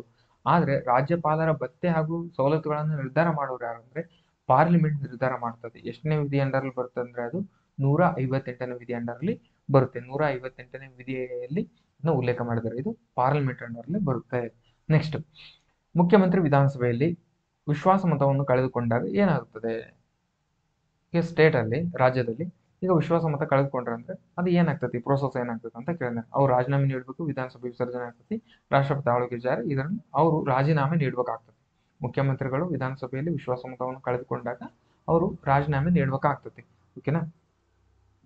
Next, chief minister losses in the vote confidence in the state legislative assembly. It typically means government the lead is no leader power on the chief minister accepted is to resign. ಅಂದ್ರೆ ಅವರು ರಾಜೀನಾಮೆ ನೀಡಬೇಕಾಗ್ತದೆ. ರಾಜೀನಾಮೆ ನೀಡಿಬಿಟ್ಟಲ್ಲಿ ಏನಾಗ್ತದೆ, ಅವ್ರು ರಾಜೀನಾಮೆ ನೀಡಿದ್ರೆ ಮುಗಿದೋಯ್ತಲ್ಲಿ, ವಿಧಾನಸಭೆ ವಿಸರ್ಜನೆ automatically ವಿಧಾನಸಭೆ ವಿಸರ್ಜನೆ ಆಗ್ಬಿಡ್ತದೆ. ಓಕೆನಾ. ಅದಕ್ಕಾಗಿ 2 ಆಪ್ಷನ್ ಕೊಟ್ಟಿದ್ದಾನೆ, ನಿಮ್ಗೆ ಕನ್ಫ್ಯೂಷನ್ ಆಗಿ. ಬೇಕಾದ್ರೆ ಕೀ ಆನ್ಸರ್ ಬಂದ್ಮೇಲೆ ಇದನ್ನ ಕ್ಲಾರಿಫೈ ಮಾಡ್ಕೊಳ್ರಿ. ಯಾಕಂದ್ರೆ ಅವರು CM ಅವ್ರು ಏನಾದ್ರು ರಾಜೀನಾಮೆ ನೀಡಿದ್ರೆ ಆಟೋಮೆಟಿಕಲ್ಲಿ ವಿಧಾನಸಭೆ ವಿಸರ್ಜನೆ ಆದಂಗೆ ಅದು. ಓಕೆನಾ. ಮತ್ತೆ ಅದನ್ನ ಬೇರೆ ವಿಸರ್ಜನೆ ಹಿಂಗಿಲ್ಲ. CM ಅವರು ಹೇಳಿದ್ರಂತೆ ಉಳಿದದ್ದೆಲ್ಲ ಆಟೋಮೆಟಿಕ್ಲಿ ಹೇಳಿದಂಗೆ. ಓಕೆನಾ. ಹಾಗಿರೋದ್ರಿಂದ ಆಪ್ಷನ್ ಎ ರೈಟ್ ಆನ್ಸರ್ ಇತ್ತು, ಆಪ್ಷನ್ ಎ. ನೆಕ್ಸ್ಟ್ ಕ್ವಶನ್, ಇದು ಕೂಡ ಚೀಫ್ ಮಿನಿಸ್ಟರ್ ಬಗ್ಗೆನೇ ಬಂದಿದೆ, ಇದು ಕೂಡ CM ಬಗ್ಗೆನೇ ಬಂದಿದೆ. ಓಕೆನಾ. ಇದರಲ್ಲಿ ಯಾವ ಹೇಳಿಕೆ ರೈಟ್ ಅಂತ ಹೇಳ್ಬೇಕು. ಸ್ಪೀಕರ್ ಅವರ ಶಿಫಾರಸಿನ ಮೇರೆಗೆ ರಾಜ್ಯಪಾಲರು ಮಂತ್ರಿಗಳನ್ನು ನೇಮಕ ಮಾಡಬಹುದು, ಒಂದೇ ರಾಂಗು. ಯಾಕಂದ್ರೆ ರಾಜ್ಯಪಾಲರು ಮಂತ್ರಿಗಳನ್ನು ನೇಮಕ ಮಾಡೋದು ಸ್ಪೀಕರ್ ಅವರ ಶಿಫಾರಸಿನ ಮೇರೆಗೆ ಅಲ್ಲ, CM ಅವರ ಶಿಫಾರಸಿನ ಮೇರೆಗೆ. ನೆಕ್ಸ್ಟ್, ಮಂತ್ರಿಗಳಿಗೆ ವಿವಿಧ ಖಾತೆಗಳನ್ನು ಹಂಚಿಕೆ ಮಾಡಬಹುದು ಮತ್ತು ಮಂತ್ರಿಮಂಡಲವನ್ನು ಪುನರ್ ರಚಿಸಬಹುದು. ಹೌದು, CMಗೆ ಪವರ್ ಇರುತ್ತೆ, ಅದನ್ನ ಖಾತೆಗಳನ್ನು ಹಂಚಿಕೆ ಮಾಡೋದು ಅವ್ರ ಕೈಯಲ್ಲೇ ಇರುತ್ತೆ. ಪುನರ್ರಚನೆ ಮಾಡೋಕ್ಕೂ ಕೂಡ ಪವರ್ ಇರುತ್ತೆ, ಯಾರಿಗೆ, CM ಅವ್ರಿಗೆ. ನೆಕ್ಸ್ಟ್, ಹಂಗಿರೋದು ಇದು ಒಂದೇ ರೈಟ್, ಇದರಲ್ಲಿ ಕೆಳಗೆ ಆಪ್ಷನ್ ಏನಿಲ್ಲವಲ್ಲ. ಇದು ಒಂದೇ ರೈಟ್ ಹಾಗಾದ್ರೆ. ನೆಕ್ಸ್ಟ್, ಭಿನ್ನಾಭಿಪ್ರಾಯ ಇದ್ದಾಗ ಮುಖ್ಯಮಂತ್ರಿಗಳು ಮಂತ್ರಿಯ ರಾಜೀನಾಮೆ ಕೇಳುವಂತಿಲ್ಲ ಅಥವಾ ಮಂತ್ರಿ ಸ್ಥಾನದಿಂದ ವಜಾಗೊಳಿಸುವಂತೆ ರಾಜ್ಯಪಾಲರಿಗೆ ಸಲಹೆ ನೀಡಲಾರರು. ಸಲಹೆ ನೀಡಬಹುದು. ಈ ಒಂದು ಶಬ್ದದಿಂದ ಈ ಆಪ್ಷನ್ ರಾಂಗ್ ಆಗಿದೆ. ನೆಕ್ಸ್ಟ್, 2 ಸದನಗಳ ಸದಸ್ಯರ ಚಟುವಟಿಕೆಗಳಿಗೆ ಮಾರ್ಗದರ್ಶನ, ನಿರ್ದೇಶನ, ನಿಯಂತ್ರಣ ಮತ್ತು ಸಂಯೋಜನೆ ಮಾಡ್ತಾರೆ. ಇಲ್ಲ, 2 ಸದನ ಅಂತ ಕೊಟ್ಟಿರೋದಕ್ಕೆ 2 ಅಂತ ಕೊಟ್ಟಿರೋದಕ್ಕೆ ಈ ಆಪ್ಷನ್ ರಾಂಗ್ ಆಗಿರೋದ್ರಿಂದ ಮುಖ್ಯಮಂತ್ರಿಗೆ ಸಂಬಂಧಿಸಿದಂತೆ 2ನೇ ಹೇಳಿಕೆ ಮಾತ್ರ ಸರಿಯಾಗಿದೆ. ಓಕೆನಾ. Option 2 is right only. Next, Bharat ಸಂವಿಧಾನದ ಪ್ರಕಾರ ಕೆಳಕಂಡವರು ಒಂದು ರಾಜ್ಯಕ್ಕೆ ವಿಧಾನ ಪರಿಷತ್ ಮೇಲ್ಮನೆ ಸೃಷ್ಟಿಸುವ ಹಾಗೂ ರದ್ದುಗೊಳಿಸುವ ಅಧಿಕಾರ ಹೊಂದಿರುತ್ತಾರೆ. ಓಕೆನಾ. ಯಾರು ಇದಕ್ಕೆ ಭಾರತ ಸಂವಿಧಾನದ ಪ್ರಕಾರ ಕೆಳಕಂಡವರು ಒಂದು ರಾಜ್ಯದ ವಿಧಾನ ಪರಿಷತ್ತು ಮತ್ತು ಸೃಷ್ಟಿಸುವ ಹಾಗೂ ರದ್ದುಗೊಳಿಸುವ ಅಧಿಕಾರ. ಈಗ 6 ನಮ್ಮ ದೇಶದಲ್ಲಿ ಎಲ್ಲಾ ರಾಜ್ಯದಲ್ಲೂ ಕೂಡ ವಿಧಾನ ಪರಿಷತ್ ಇಲ್ಲ. ಓಕೆನಾ. ವಿಧಾನಸಭೆ ಎಲ್ಲೆಲ್ಲಿದೆ? ವಿಧಾನಸಭೆ ಇದೆ, ಆದ್ರೆ ವಿಧಾನ ಪರಿಷತ್ತು 6 ರಾಜ್ಯಗಳಲ್ಲಿ ಮಾತ್ರ ಇದೆ. ಹಾಗಿದ್ದಾಗ ಇದು ಸ್ವಲ್ಪ ಯೂನಿಕ್ ಅಲ್ವಾ ಇದಕ್ಕಿಂತ, ಆಗಿರೋದ್ರಿಂದ ಅದರ ಮೇಲೆ ಕ್ವಶನ್ ಬಂದಿದೆ. ಇದಕ್ಕೆ ಭಾರತ ಸಂವಿಧಾನದ ಪ್ರಕಾರ ಕೆಳಕಂಡವರಲ್ಲಿ ಒಂದು ರಾಜ್ಯಕ್ಕೆ ವಿಧಾನ ಪರಿಷತ್ತು ಸೃಷ್ಟಿಸುವ ಹಾಗೂ ರದ್ದುಗೊಳಿಸುವ, ಅಂದ್ರೆ ವಿಧಾನ ಪರಿಷತ್ತು ಆ ರಾಜ್ಯದಲ್ಲಿ ಇದೆ ಅಲ್ವಾ, ಅದನ್ನ ಆಡ್ ಮಾಡ್ಬೇಕಂದ್ರೆ ಈ ಬೇರೆ ಬೇರೆ ರಾಜ್ಯಕ್ಕೆ ಆಡ್ ಮಾಡ್ಬೇಕಂದ್ರೂ ಕೂಡ ಅದನ್ನ ಇಲ್ಲ ಆ ರಾಜ್ಯದಲ್ಲಿರುವಂತ ಅದನ್ನ ಹೊರ ತೆಗಿಬೇಕಂದ್ರೂ ಕೂಡ ಏನ್ ಪ್ರೋಸೆಸ್, ಅಧಿಕಾರ ರದ್ದುಗೊಳಿಸುವ ಅಧಿಕಾರ ಯಾರ್ದಿದೆ, ಹೆಂಗೆ ಅದು ಪ್ರೋಸೆಸ್ ಅಂತ ಕೇಳಿದ್ದೇನೆ. ರಾಜ್ಯ ಶಾಸನಸಭೆ ಶಿಫಾರಸಿನ ಮೇರೆಗೆ ರಾಜ್ಯಪಾಲರು ತಪ್ಪು, ಸಂಬಂಧಿಸಿದ ರಾಜ್ಯ ಶಾಸನಸಭೆ ತಪ್ಪು, ರಾಜ್ಯ ಶಾಸನ ರಚಿಸುವ ಮೂಲಕ ತಪ್ಪು. ಇಲ್ಲೇ ನೋಡಿ, ಸಂಬಂಧಿತ ರಾಜ್ಯ ಶಾಸನ ಸಭೆಯ ಶಿಫಾರಸಿನ ಮೇರೆಗೆ ಸಂಸತ್ತಿಗೆ ಅಂದ್ರೆ parliament on the recommendation, option 4 ಇದೆ ಅಲ್ಲ, parliament on recommendation of concerned state legislature assembly, ಅಂದ್ರೆ ರಾಜ್ಯವು ಆ ಶಾಸನ ಸಭೆಗೆ ಶಿಫಾರಸಿನ ಮೂಲಕ ಸಂಸತ್ತು ಮಾಡ್ತದೆ. ಇದನ್ನ ಪ್ರೋಸೆಸ್ ಮಾಡೋದು ಸಂಸತ್ತೇ ನಿಜ, ಬಟ್ ಅಲ್ಲಿಯ ಆ ರಾಜ್ಯದಲ್ಲಿರುವ ಶಾಸನ ಸಭೆಯು ಅದನ್ನ ಮಾಡ್ಬೇಕಂತಂದು ಇದು ರಿಕ್ವೆಸ್ಟ್ ಮಾಡ್ಬೇಕು ಅಲ್ಲಿಗೆ, ಸಂಸತ್ತಿಗೆ. ಓಕೆನಾ, ಸಂಸತ್ತಿಗೆ. ಹಂಗ್ ಮಾಡಿದಾಗ ಅವ್ರು ಮಾಡ್ತಾರೆ, ಬಟ್ ಅವರೇ ಮಾಡೋದು, ಸಂಸತ್ತೇ ಅದನ್ನ ಮಾಡೋದು, ಬಟ್ ಅದನ್ನ ರಾಜ್ಯ ಶಾಸನ ಸಭೆಯ ಮೂಲಕ ಆಗ್ಬೇಕದು. ಫಸ್ಟ್ ಇಲ್ಲಿಂದ ಹೋಗ್ಬೇಕು ಅಲ್ಲಿಗೆ, ಆಮೇಲೆ ಅದು ಆಗ್ತದೆ. ಓಕೆನಾ. ನೆಕ್ಸ್ಟ್ ಇದನ್ನ state legislative abolish creation of the parliament of India article 169 ಅಲ್ಲಿ ಬರುತ್ತೆ ನೋಡ್ರಿ ಅದು. ಓಕೆನಾ, ಇದು ಮಾಡಿದ್ರೆ ಯಾರಂದ್ರೆ ಪಾರ್ಲಿಮೆಂಟ್ ಆಫ್ ಇಂಡಿಯಾ ಅವರು. ಓಕೆನಾ, ಇದು ಲೆಜಿಸ್ಲೇಟಿವ್ ಅಸೆಂಬ್ಲಿ ಕನ್ಸರ್ನ್ಡ್ ಅಂದ್ರೆ ಅವರು ರಾಜ್ಯ ಶಾಸನಸಭೆಯ ಮೂಲಕ ಆಗ್ಬೇಕದು. ಓಕೆನಾ, ಆಮೇಲೆ ಇದು ಸ್ಪೆಷಲ್ ಮೆಜಾರಿಟಿಯೊಂದಿಗೆ ಪಾಸ್ ಆಗ್ಬೇಕು. ಅಲ್ಲಿ ಸಂಸತ್ನಲ್ಲಿ ಸ್ಪೆಷಲ್ ಮೆಜಾರಿಟಿ ಮೂಲಕ ಇದು ಪಾಸ್ ಆಗ್ಬೇಕಂದ್ರೆ 2/3 ಅಂದ್ರೆ ಇದು ಸ್ಪೆಷಲ್ ಮೆಜಾರಿಟಿ. 2/3 ಸ್ಪೆಷಲ್ ಮೆಜಾರಿಟಿ ಮೂಲಕ ಇದು ಪಾಸ್ ಆದ್ರೆ ಮಾತ್ರ ಇದನ್ನ ಪಾಸ್ ಆಗುತ್ತೆ ಇದು. ಹಂಗಂದ್ರೆ ಇದು ಅದು ಯಾಡ್ ಆಗ್ಬೇಕು ಬೇಡ ಅನ್ನೋದು, ವಿಧಾನ ಪರಿಷತ್ ಯಾಡ್ ಆಗ್ಬೇಕು ಬೇಡ ಅನ್ನೋದು 2/3 ಮೆಜಾರಿಟಿ ಮೂಲಕ ಮಾಡ್ತಾರೆ. ನೆಕ್ಸ್ಟ್, ಭಾರತೀಯ ಸಂವಿಧಾನಕ್ಕೆ ಸಂಬಂಧಿಸಿದಂತೆ ಈ ಕೆಳಕಂಡವರನ್ನು ಮಹಾಭಿಯೋಗ ಪ್ರಕ್ರಿಯೆಯ ಮೂಲಕ ಹುದ್ದೆಯಿಂದ ವಜಾಗೊಳಿಸುವಂತಿಲ್ಲ. ಮಹಾಭಿಯೋಗ ಇಂಪ್ಲೀಚ್ಮೆಂಟ್ ಇಂಪ್ಲೀಚ್ಮೆಂಟ್ ಯಾರ್ಯಾರಿಗೆ ಸಂಬಂಧಿಸಲ್ಲ ಅಂತ ಕೇಳಿದಾನೆ.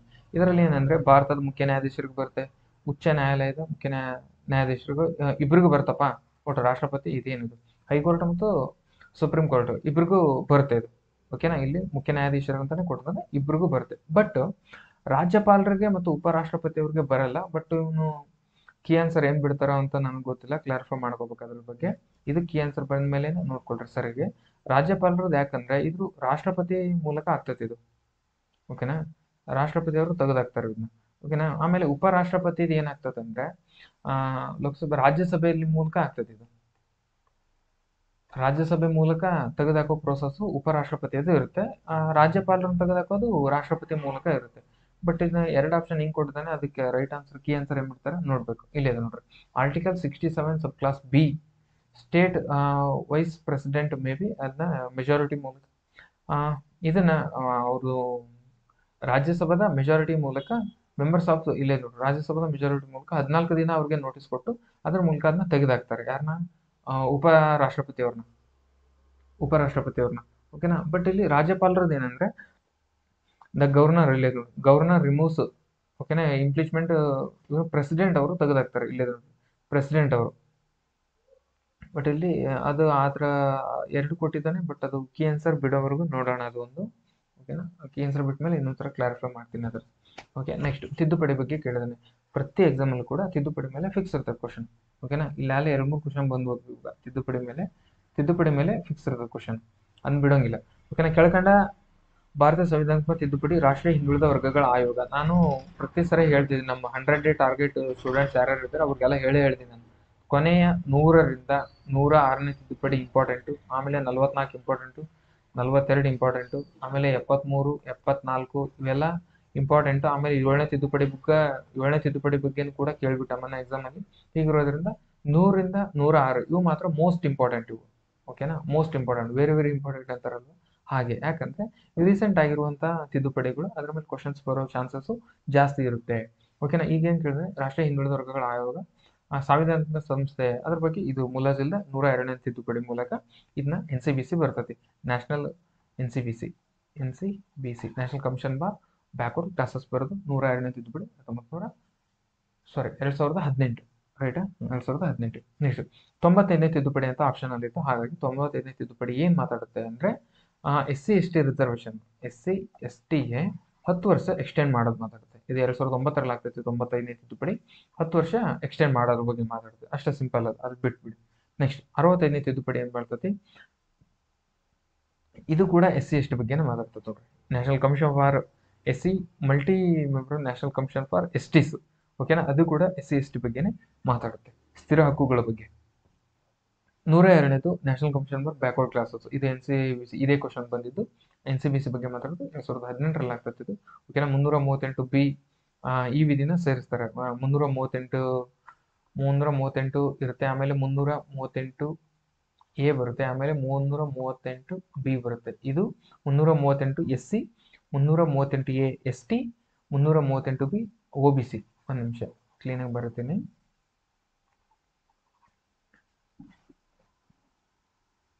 ಮುನ್ನೂರ 338A, 338B, ಓಕೆನಾ. ಇದು SC, ಇದು ST, ಇದು OBC. OBC ಅಂದ್ರೆ NCBC, national commission for backward classes, ಅದ್ರ ಬಗ್ಗೆ ಮಾತಾಡ್ತದೆ. ನೆಕ್ಸ್ಟ್ 102ನೇ ತಿದ್ದುಪಡಿ ಬಗ್ಗೆ ಆಯ್ತಲ್ವಾ, ಸಂವಿಧಾನ ಇದ್ರ OBC ಬಗ್ಗೆ ಮಾತಾಡ್ತದೆ. ನೆಕ್ಸ್ಟ್ 62ನೇ ತಿದ್ದುಪಡಿ ಒಂದು ಕೇಳಿದ್ರು.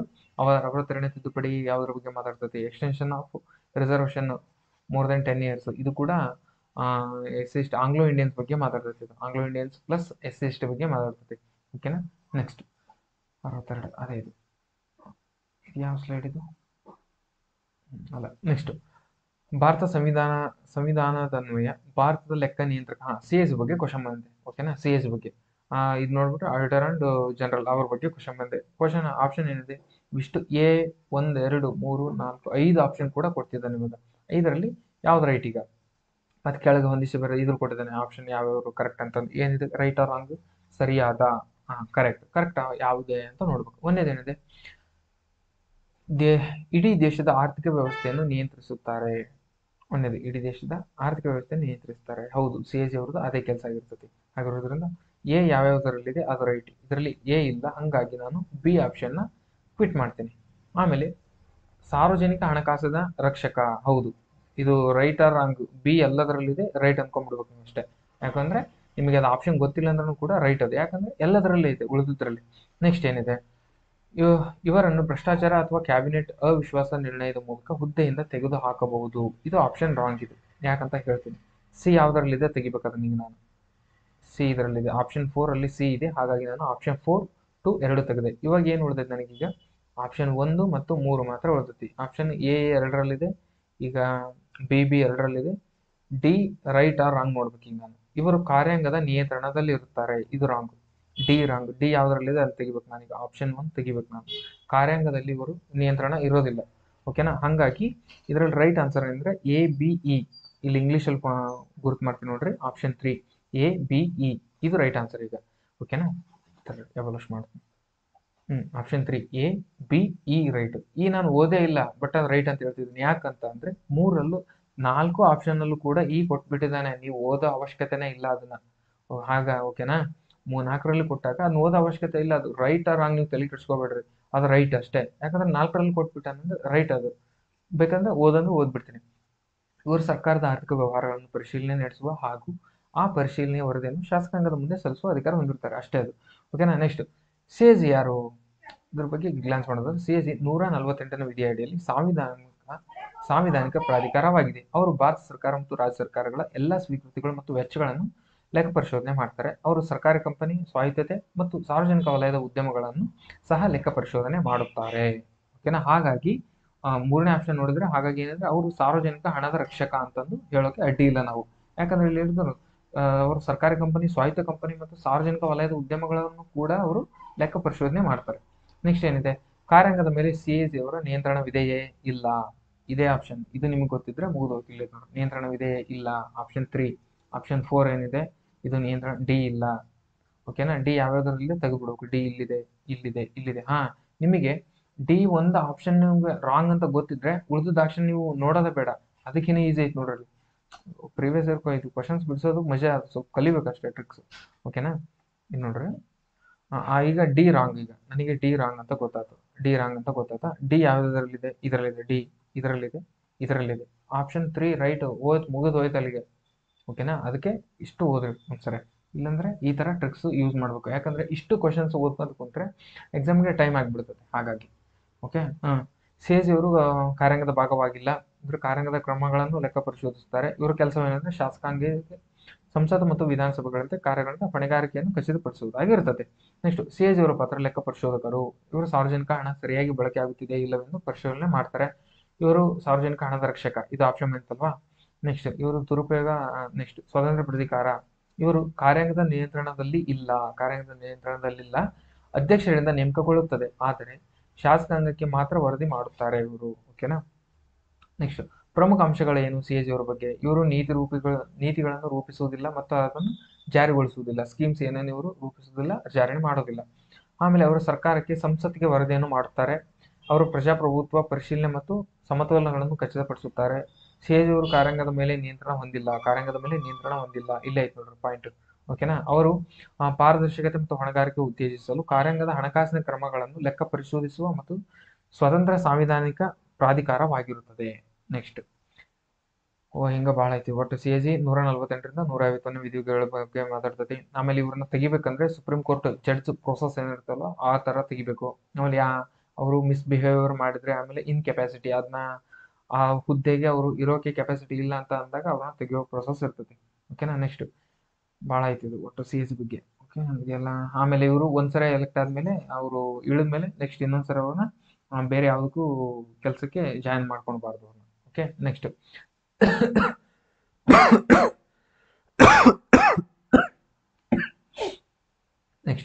ಸಂವಿಧಾನ ರಚನಾ ಸಭೆಗೆ ಸಂಬಂಧಿಸಿದಂತೆ ಇದು ಯಾವಾಗಲೂ ಬರುತ್ತೆ ಕ್ವಶನ್. ರಚನಾ ಸಭೆ ರಿಲೇಟೆಡ್. ಕಾನೂನು ಸಲಹೆಗಾರ ಯಾರು? ಕಾರ್ಯದರ್ಶಿ ಯಾರು? ಉಪಕಾರ್ಯದರ್ಶಿ ಯಾರು? ಸಂವಿಧಾನ ಕಾರ್ಯಕಲಾಪದ ಸಮಿತಿ ಅಧ್ಯಕ್ಷರು ಯಾರು? ಆಮೇಲೆ ಸದನದ ಸಮಿತಿ ಅಧ್ಯಕ್ಷರು ಯಾರು ಅಂತ ಕೇಳ್ತಾರೆ. ಓಕೆನಾ? ಇದು ಒಂದೇದು ಕಾನೂನು ಸಲಹೆಗಾರರು PN ರಾಯ್ ರೈಟು, ಕಾರ್ಯದರ್ಶಿ ಅಯ್ಯರ್ ರೈಟು, ಉಪಾಧ್ಯಕ್ಷರು HC ಮುಖರ್ಜಿ ರೈಟು, ಸಂವಿಧಾನಿಕ ಕಾರ್ಯಕಲಾಪ ಸಮಿತಿಯ ಅಧ್ಯಕ್ಷರು ಇದು ರಾಂಗ್. ಇದು ಸಮಿತಿಯ ಅಧ್ಯಕ್ಷರು ಇದು ಕೂಡ ರಾಂಗ್. ಹೆಂಗಿರೋದ್ರಿಂದ ABC ಯಾವುದರಲ್ಲಿದೆ? ABC ಆಪ್ಷನ್ 2 ಇಲ್ಲೇ ನೋಡ್ರಿ. Legal advisory constitution assembly of BN Rao ಇದು ರೈಟ್. ಓಕೆನಾ? Next secretary of the constitute assembly HVR Iyer, Iyengar ಇದೆ ತಾನೇ ಇಲ್ಲಿ? ಅಯ್ಯಂಗರ್ ರೈಟ್, ಅದು ರೈಟ್. ಆಮೇಲೆ ಮೂರನೇ ಆಪ್ಷನ್ ಕೂಡ ರೈಟ್. ಅದು HC Mukherjee, vice president of constitution assembly HC Mukherjee, ಅದು ಕೂಡ ರೈಟ್. ಫೋರ್ತ್ ರಾಂಗ್, ಯಾಕಂದ್ರೆ ಅದು ಜವಾಹರ್ಲಾಲ್ ನೆಹರು ಇದು. ಓಕೆನಾ? Chairman of the committee on the functions of the constitution assembly Jawaharlal Nehru, 4ನೇ ಆಪ್ಷನ್. ಓಕೆನಾ? 5ನೇ ಆಪ್ಷನ್ ಏನಿದೆ? Chairman president of the constitution assembly ಇವರು ರಾಜೇಂದ್ರ ಪ್ರಸಾದ್ ಅವರು. ಓಕೆನಾ? ಚೇರ್ಮನ್ ಯಾರು ಇರ್ತಾರೆ ಅಂದ್ರೆ ಕಾನ್ಸ್ಟಿಟ್ಯೂಷನ್ ಅಸೆಂಬ್ಲಿಗೆ ರಾಜೇಂದ್ರ ಪ್ರಸಾದ್ ಅವರು ಇರ್ತಾರೆ. ಹಾಗೆ ರಾಜೇಂದ್ರ ಪ್ರಸಾದ್ ಅವರ ಇನ್ನೊಂದು ಪಾಯಿಂಟ್ ಏನಂದ್ರೆ ಇವರು ಮೊದಲ ಭಾರತದ ರಾಷ್ಟ್ರಪತಿ ಆಗಿರ್ತಾರೆ. ಓಕೆನಾ? ನೆಕ್ಸ್ಟ್, ಆಮೇಲೆ ಇವರು HVR ಅಯ್ಯಂಗರ್ ಅದರಲ್ಲ ಇವರು ನೆಕ್ಸ್ಟ್ ಆಮೇಲೆ chief election commission of India ಅಲ್ಲಿ ಕೂಡ ಆಗ್ತಾರೆ. ಎಲೆಕ್ಷನ್ ಕಮಿಷನರ್ ಆಗೂ ಕೂಡ ಯಾರಾಗ್ತಾರೆ? ಅಯ್ಯಂಗರ್ ಅವರು ಕೂಡ ಆಗ್ತಾರೆ. ಓಕೆ. ನೆಕ್ಸ್ಟ್, ಇಲ್ಲಿದೆ ನೋಡ್ರಿ ಅದರದ್ದು ಲಿಸ್ಟ್ ಎಲ್ಲ. ಲೀಗಲ್ ಅಡ್ವೈಸರ್ ಯಾರು? BN ರಾವ್. ಸೆಕ್ರೆಟರಿ ಯಾರು? ಅಯ್ಯಂಗರು. ವೈಸ್ ಪ್ರೆಸಿಡೆಂಟ್ ಯಾರು? ಮುಖರ್ಜಿ ಅವರು. ಆಮೇಲೆ chairman of the committee functions ಅವ್ರು ಯಾರು ಅಂದ್ರೆ Jawaharlal Nehru. Chairman president of the assembly ಯಾರು ಅಂದ್ರೆ ರಾಜೇಂದ್ರ ಪ್ರಸಾದ್. ನೆಕ್ಸ್ಟ್, ರಿಟ್ಸ್ ಬಗ್ಗೆ ಕೇಳಿದಾನೆ. ರಿಟ್ಸ್ 32ನೇ ವಿಧಿ ಅದೆಲ್ಲ ಗೊತ್ತಲ್ವಾ ನಿಮಗೆ? 32ನೇ ವಿಧಿ. ಓಕೆ. ರಿಟ್ಸ್ ಬಗ್ಗೆ habeas corpus, mandamus, prohibitions, certiorari, quo warranto. ಓಕೆನಾ? ಇಷ್ಟು ಕೇಳಿದಾನೆ. ಒಂದೇದೇನಿದೆ? Habeas corpus to have a body ಅಂತ ಇರ್ಬೇಕು ನೋಡ್ರಿ. ಬಾಡಿ ಒಂದೇದಕ್ಕೆ ಒಂದೇದೆ. ಓಕೆನಾ? ಮ್ಯಾಂಡಮಸ್ ವಿ ಆರ್ಡರ್ ಇದಕ್ಕೆ ರೈಟ್. ಪ್ರೊಹಿಬಿಷನ್ಸು ಕೆಳ ಹಂತದ ನ್ಯಾಯಾಲಯ ವ್ಯಾಪ್ತಿ ಅಂತ ಇರಬೇಕು. ಕೆಳಂತ ನ್ಯಾಯಾಲಯದ ತನ್ನ ವ್ಯಾಪ್ತಿ. ಆಪ್ಷನ್ 4 ಇರುತ್ತೆ. Certiorari removal of the removal of the suits lower level court higher level court. Okay right. ಇದೇ ಕೆಳಹಂತದ ನ್ಯಾಯಾಲಯ ದಾವೆಗಳನ್ನು ಮೇಲಿನ ಹಂತದ ನ್ಯಾಯಾಲಯಕ್ಕೆ ಕಳಿಸುವುದು. ಇದಕ್ಕೆ ಒಂದಕ್ಕೊಂದು, ಎರಡನೇದು 3ಕ್ಕೆ 4, 4ಕ್ಕೆ 3 ಕೋವರೆಂಟ್. ಒಬ್ಬ ವ್ಯಕ್ತಿ ಕಾನೂನು ಬಾಹಿರವಾಗಿ ಸಾರ್ವಜನಿಕ ಹುದ್ದೆಯನ್ನು ದುರುಪಯೋಗ ಪಡ್ಕೊಂಡ್ರೆ ಅದು 4ನೇದು, 5ನೇದು. ಹಂಗಿರೋದ್ರಿಂದ ಕೆಳಗಲ್ ಬೇಕಾದ್ರೆ ನೀವು ಹೊಂದಿಸ್ಕೊಳ್ಳಿ. ಎಲ್ಲ ಬೇಕಾದ್ರೆ ಇಲ್ಲಿ ಗ್ಲಾನ್ಸ್ ಮಾಡೋಂಗಿದ್ರೆ ಇಲ್ಲೇ ನೋಡ್ರಿ. Habeas corpus, mandamus, prohibition, certiorari, quo warranto. ಓಕೆನಾ? ರಿಲೀಸ್ ಫ್ರಮ್ ಇಲ್ಲಿಗಲ್ ಆಮೇಲೆ perform legal duty, stop action beyond jurisdiction. ಓಕೆನಾ, ಈ ರೀತಿ ಕೊಟ್ಟಿದ್ದಾರೆ. ಇವೆಲ್ಲ ಗ್ಲಾನ್ಸ್ ಮಾಡ್ಕೊಂಡ್ರೆ ಮಾಡ್ಕೊಳ್ಳಿ. ಓಕೆನಾ, ನೆಕ್ಸ್ಟ್ ರಿಟ್ಸ್. ಇದು 32ನೇ ವಿಧಿ ಇದರಲ್ಲಿ ಯಾವುದರಲ್ಲಿ, ಸುಪ್ರೀಂ ಕೋರ್ಟಲ್ಲಿ. ಓಕೆನಾ, ಆಮೇಲೆ 226 ಹೈಕೋರ್ಟ್ ಸ್ಟೇಟಲ್ಲಿ ಬರ್ತದೆ. ಇಲ್ಲಿದೆ ನೋಡ್ರಿ ಇಂಪಾರ್ಟೆಂಟ್ ಪಾಯಿಂಟ್ ಅಂದರೆ 32ನೇ ವಿಧಿ supreme court fundamental rights only, direct remind only. ಓಕೆನಾ, ಫಂಡಮೆಂಟಲ್ ರೈಟ್ಸ್ಗೆ ಜಾಸ್ತಿ ಪವರ್ ಇರ್ತದೆ ಯಾವುದಕ್ಕೆ, ಸುಪ್ರೀಂ ಕೋರ್ಟ್ಗೆ. ಆದರೆ ಸುಪ್ರೀಂ ಕೋರ್ಟಿಗೆ ಕಂಪೇರ್ ಮಾಡ್ಕೊಂಡ್ರೆ ಸ್ಟೇಟ್ ಗೌರ್ಮೆಂಟ್ಗೆ ರಿಟ್ಸ್ ಮೇಲೆ ಜಾಸ್ತಿ ಪವರ್ ಇದೆ. ಹೆಂಗಂತ ಕೇಳಿದ್ರೆ 226ನೇ ವಿಧಿ ಅಂಡರಲ್ಲೇ ಬರ್ತದೆ ಹೈಕೋರ್ಟ್ ಮೇಲೆ. ಓಕೆನಾ, ಇದು ವೈಡರ್ ಸ್ಕೋಪ್ ಇದೆ, wider scope. Fundamental rights plus other legal rights ಅದಕ್ಕೂ ಕೂಡ ಬರೋದು ಯಾವುದಂದ್ರೆ ಹೈಕೋರ್ಟ್ಗೆ. ಬಟ್ ಅದರ್ ಲೀಗಲ್ ರೈಟ್ಸ್ಗೆ ಸುಪ್ರೀಂ ಕೋರ್ಟಿಗೆ ಬರೋದಿಲ್ಲ. ಆಗಿರೋದ್ರಿಂದ ಸುಪ್ರೀಂ ಕೋರ್ಟಿಗೆ ಕಂಪೇರ್ ಮಾಡಿಕೊಂಡ್ರೆ ಹೈಕೋರ್ಟ್ನ ಪವರು ರಿಟ್ಸ್ ಅಲ್ಲಿ ಜಾಸ್ತಿ ಇದೆ. ಓಕೆನಾ, ಈ ಪಾಯಿಂಟ್ ನೆನ್ಪಿಟ್ಕೊಡ್ರಿ. ನೆಕ್ಸ್ಟ್ ಇದೆ ಹೇಬಿಯಸ್ ಕಾರ್ಪಸು, ನೆಕ್ಸ್ಟು ಮ್ಯಾಂಡಮಸ್ಸು, ಪ್ರೊಹಿಬಿಷನ್ಸು, ಸರ್ಶ್ಯೂರರಿ, ಕೋವೆರೆಂಟು ಬೇಕಂದ್ರೆ ಪಾಸ್ ಮಾಡ್ಕೊಂಡು ನೋಡ್ಕೋಬೋದು. ನೆಕ್ಸ್ಟ್ ಅಖಿಲ ಭಾರತ ಸಂವಿಧಾನಕ್ಕೆ ಸಂಬಂಧಿಸಿದಂತೆ ಹೊಸ ಅಖಿಲ ಭಾರತ ಸೇವೆಗಳ ರಚನೆ ಪ್ರಕ್ರಿಯೆಯನ್ನು ಪ್ರಾರಂಭ ಮಾಡುವ ವಿಧಾನ. ಇವಾಗ ಆಲ್ ಇಂಡಿಯಾ ಸರ್ವಿಸ್ ಅಂತ ಇದೆ ಅಲ್ವಾ, UPS ಇದೆ ಅಲ್ವಾ, ಅಂಥವ್ರ ಇನ್ನೊಂದು ಮಾಡ್ಬೇಕಂದ್ರೆ ಅದನ್ನ ಅಧಿಕಾರವನ್ನು ಯಾರು ಹೊಂದಿದ್ದಾರೆ ಕೆಳಗಿನವರು, ಯಾರು UPSC ಅವರ, ಲೋಕಸಭೆನ, ರಾಜ್ಯಸಭೆನ, ರಾಷ್ಟ್ರಪತಿ ಅಂದರೆ ರಾಜ್ಯಸಭೆ ಅದಕ್ಕೆ ಜಾಸ್ತಿ ಪವರ್ ಇರ್ತದೆ. ಓಕೆನಾ, ರಾಜ್ಯಸಭಾ. ಓಕೆನಾ, ಅದು ಯಾವ ಆರ್ಟಿಕಲ್ 312ರಲ್ಲಿ ಅದನ್ನ ಹೇಳಲಾಗುತ್ತದೆ. ನೆಕ್ಸ್ಟ್ ಭಾರತೀಯ ಸಂವಿಧಾನಕ್ಕೆ ಸಂಬಂಧಿಸಿದಂತೆ ಭಾರತ ಸರ್ಕಾರದ ಅತ್ಯುನ್ನತ ಕಾನೂನು ಅಧಿಕಾರಿ ಯಾರಪ್ಪ ಇವರು, ಅತ್ಯುನ್ನತ ಕಾನೂನು ಅಧಿಕಾರಿ ಯಾರು? ಓಕೆನಾ, ಅದ್ರ ಬಗ್ಗೆ ಕೇಳ್ತಾನೆ. ಸರ್ವೋಚ್ಚ ನ್ಯಾಯಾಲಯದ ನ್ಯಾಯಾಧೀಶರು, ಸಾಲಿಟರ್ ಜನರಲ್, ಅಟಾರ್ನಿ ಜನರಲ್ ಅಂತಂದ್ರೆ ಭಾರತದ ಅತ್ಯುನ್ನತ ಕಾನೂನು ಅಧಿಕಾರಿ ಯಾರಂದ್ರೆ ಅಟಾರ್ನಿ ಜನರಲ್ ಅಥವಾ ಸಾಲಿಟರ್ ಜನರಲ್. ಭಾರತ ಸರ್ಕಾರದ ಕಾನೂನು ಅಧಿಕಾರಿ ಇದು ಕೊಟ್ಟಿದ್ದಾರೆ. ಇದಕ್ಕೆ ರೈಟ್ ಆನ್ಸರ್ ಅಂದ್ರೆ ಅಟಾರ್ನಿ. ಓಕೆನಾ, ಅಟಾರ್ನಿ ಜನರಲ್ ಆಫ್ ಇಂಡಿಯಾ. ಓಕೆನಾ, ಇವರು ಅತ್ಯುನ್ನತ ಕಾನೂನಿನ ಅಧಿಕಾರಿ. ಇದು ಅವ್ರದ್ದು ವಿಧಿ ಎಷ್ಟಂದ್ರೆ 76 ಇದು ಅವರ ವಿಧಿಯಾಗಿರ್ತದೆ. ಓಕೆನಾ, ಸ್ಟೇಟ್ ಅಲ್ಲಿ ಏನಂದ್ರೆ ಅಡ್ವೊಕೇಟ್ ಜನರಲ್ ಅಂತ ಬರ್ತಾರೆ, ಅದು ವಿಧಿ ಎಷ್ಟಂದ್ರೆ 165. ಓಕೆನಾ, ಅದು ವಿಧಿ 165. ಇಲ್ಲಿ ಅತ್ಯುನ್ನತ ಕಾನೂನು ಅಧಿಕಾರಿ ದೇಶದಲ್ಲಿ ಅಂತ ಬಂದಾಗ ಅಟಾರ್ನಿ ಜನರಲ್, ಅದೇ ರಾಜ್ಯದಲ್ಲಿ ಅಂತ ಬಂದಾಗ ಅಡ್ವೊಕೇಟ್ ಜನರಲ್ ಆಗಿರ್ತಾರೆ. ಓಕೆ, ನೆಕ್ಸ್ಟ್ ಇಲ್ಲಿದೆ ನೋಡ್ರಿ ಅಟಾರ್ನಿ ಜನರಲ್ ಅವ್ರದ್ದು ಆರ್ಟಿಕಲ್ 76. ಅವ್ರನ್ನ ಅಪಾಯಿಂಟ್ ಮಾಡೋರು president of India. Eligible must be qualified be appointed judge of the supreme court. ಅಂದ್ರೆ ಸುಪ್ರೀಂ ಕೋರ್ಟ್ ನ್ಯಾಯಾಧೀಶರಾಗಿ ಆಯ್ಕೆಯಾಗುವ ಅಂತಹ ಅವರು ಅರ್ಹತೆಯನ್ನು ಹೊಂದಿರುವವರನ್ನ ನಾವು ಅಟಾರ್ನಿ ಜನರಲ್ ಆಗಿ ನೇಮಕ ಮಾಡ್ತೀವಿ. ರೂಲ್ ಏನಿರುವುದು, chief legal advisor government of the India, it's primary lawyer of supreme court. ಅಂದ್ರೆ ಗೌರ್ಮೆಂಟ್ ಆಫ್ ಇಂಡಿಯಾಗೆ ಅವರು ಅಡ್ವೈಸರು ಮತ್ತು ಅವರು ಲಾಯರ್ ಆಗಿ ಕೆಲಸ ಮಾಡಬೇಕಾಗಿರ್ತದೆ. ಯಾರು? ಅಟಾರ್ನಿ ಜನರಲ್ ಅವರು. ಓಕೆನಾ, ಟರ್ಮ್ ಏನಂದ್ರೆ ಫಿಕ್ಸ್ ಇಲ್ಲ ಇವ್ರದ್ದು, ಕಾನ್ಸ್ಟಿಟ್ಯೂಷನ್ ಅಲ್ಲಿ ಟರ್ಮು ಫಿಕ್ಸ್ ಇಲ್ಲ. ಓಕೆನಾ, ಇದನ್ನ ಪ್ರೆಸಿಡೆಂಟ್ ಅವರು ಅಂಡರ್ ಅಲ್ಲಿ ಇರ್ತದೆ. ನೆಕ್ಸ್ಟ್ ಇವರು personal privately you cannot appear against government. ಅಂದ್ರೆ ಇವರು ಗೌರ್ಮೆಂಟ್ ಅಗೇನಿಸ್ಟ್ ಮಾತಾಡಂಗಿಲ್ಲ. ಗೌರ್ಮೆಂಟ್ದ ಅವ್ರ ತಪ್ಪು ಐತಿ ಅಂದ್ರೆ ಅವರು ತಪ್ಪು ಮಾತಾಡಂಗಿಲ್ಲ, ಯಾಕಂದ್ರೆ ಅವ್ರ ಜೊತೆಗೆ ಇರ್ತಾರಲ್ಲೋ, ಹಾಗಾಗಿ ಗೌರ್ಮೆಂಟ್ ಅಗೇನಿಸ್ಟ್ ಮಾತಾಡಂಗಿಲ್ಲ ಇವರು. ಓಕೆನಾ, ನೆಕ್ಸ್ಟ್ 100ನೇ ಕ್ವಶನ್ ಏನಿದೆ, ಭಾರತದಲ್ಲಿ ಪ್ರತ್ಯೇಕ ಪರಿಶಿಷ್ಟ ಪಂಗಡದ ರಾಷ್ಟ್ರೀಯ ಆಯೋಗ ಯಾವಾಗ ರಚನೆ ಆಯಿತು? ಪರಿಶಿಷ್ಟ ಪಂಗಡ ನ್ಯಾಷನಲ್ ಕಮಿಷನ್ ಫಾರ್ ST. ಓಕೆನಾ, ST ಯಾವಾಗ ಸ್ಥಾಪನೆ ಆಯಿತು ಅಂತ ಕೇಳಿದಾನೆ. 2004. ಓಕೆನಾ, 2003 ಆಕ್ಟ್ ಬರುತ್ತೆ 4. ಓಕೆನಾ, established year 89th constitutional amendment act 2003 ಅಲ್ಲಿ ಆಗ್ತದೆ. ಇದು ಯಾವಾಗ ಆಗ್ತದೆ ಅಂದ್ರೆ ಫೆಬ್ರವರಿ 19, 2004ರಲ್ಲಿ ಜಾರಿ ಬರ್ತೈತೆ. ಅದೇ ಅವಾಗ ಹೇಳಿದ್ನಲ್ಲ ST 338 ಅಂತ ಹೇಳಿದೆ, ಅಲ್ಲಿ ಹೇಳಿದೆ, ಇಲ್ಲಿ ಬಂತು ನೋಡ್ರಿ ಕ್ವಶನ್ 338 SC. ಓಕೆನಾ, 338A ST ಇಲ್ಲೇ ಬಂದಿತ್ತು ನೋಡ್ರಿ. ಓಕೆನಾ, 338B OBC. OBC ಅಂದ್ರೆ national commission for backward castes. ಓಕೆನಾ, NCBC ಅಂತ ಬರ್ತವಲ್ಲ, ಅದು national commission for backward caste. ಇದು national commission for schedule tribe. ಇದು ಶೆಡ್ಯೂಲ್ ಕ್ಯಾಸ್ಟ್, ಇದು ಅದರ್ ಬ್ಯಾಕ್ವರ್ಡ್ ಕ್ಯಾಸ್ಟ್. ನೆಕ್ಸ್ಟ್ ಇದನ್ನ ಅಪಾಯಿಂಟ್ ಮಾಡ್ಯಾರ ಅಂದ್ರೆ ರಾಷ್ಟ್ರಪತಿ ಅವರು ಅಪಾಯಿಂಟ್ ಮಾಡ್ತಾರೆ. ನೆಕ್ಸ್ಟ್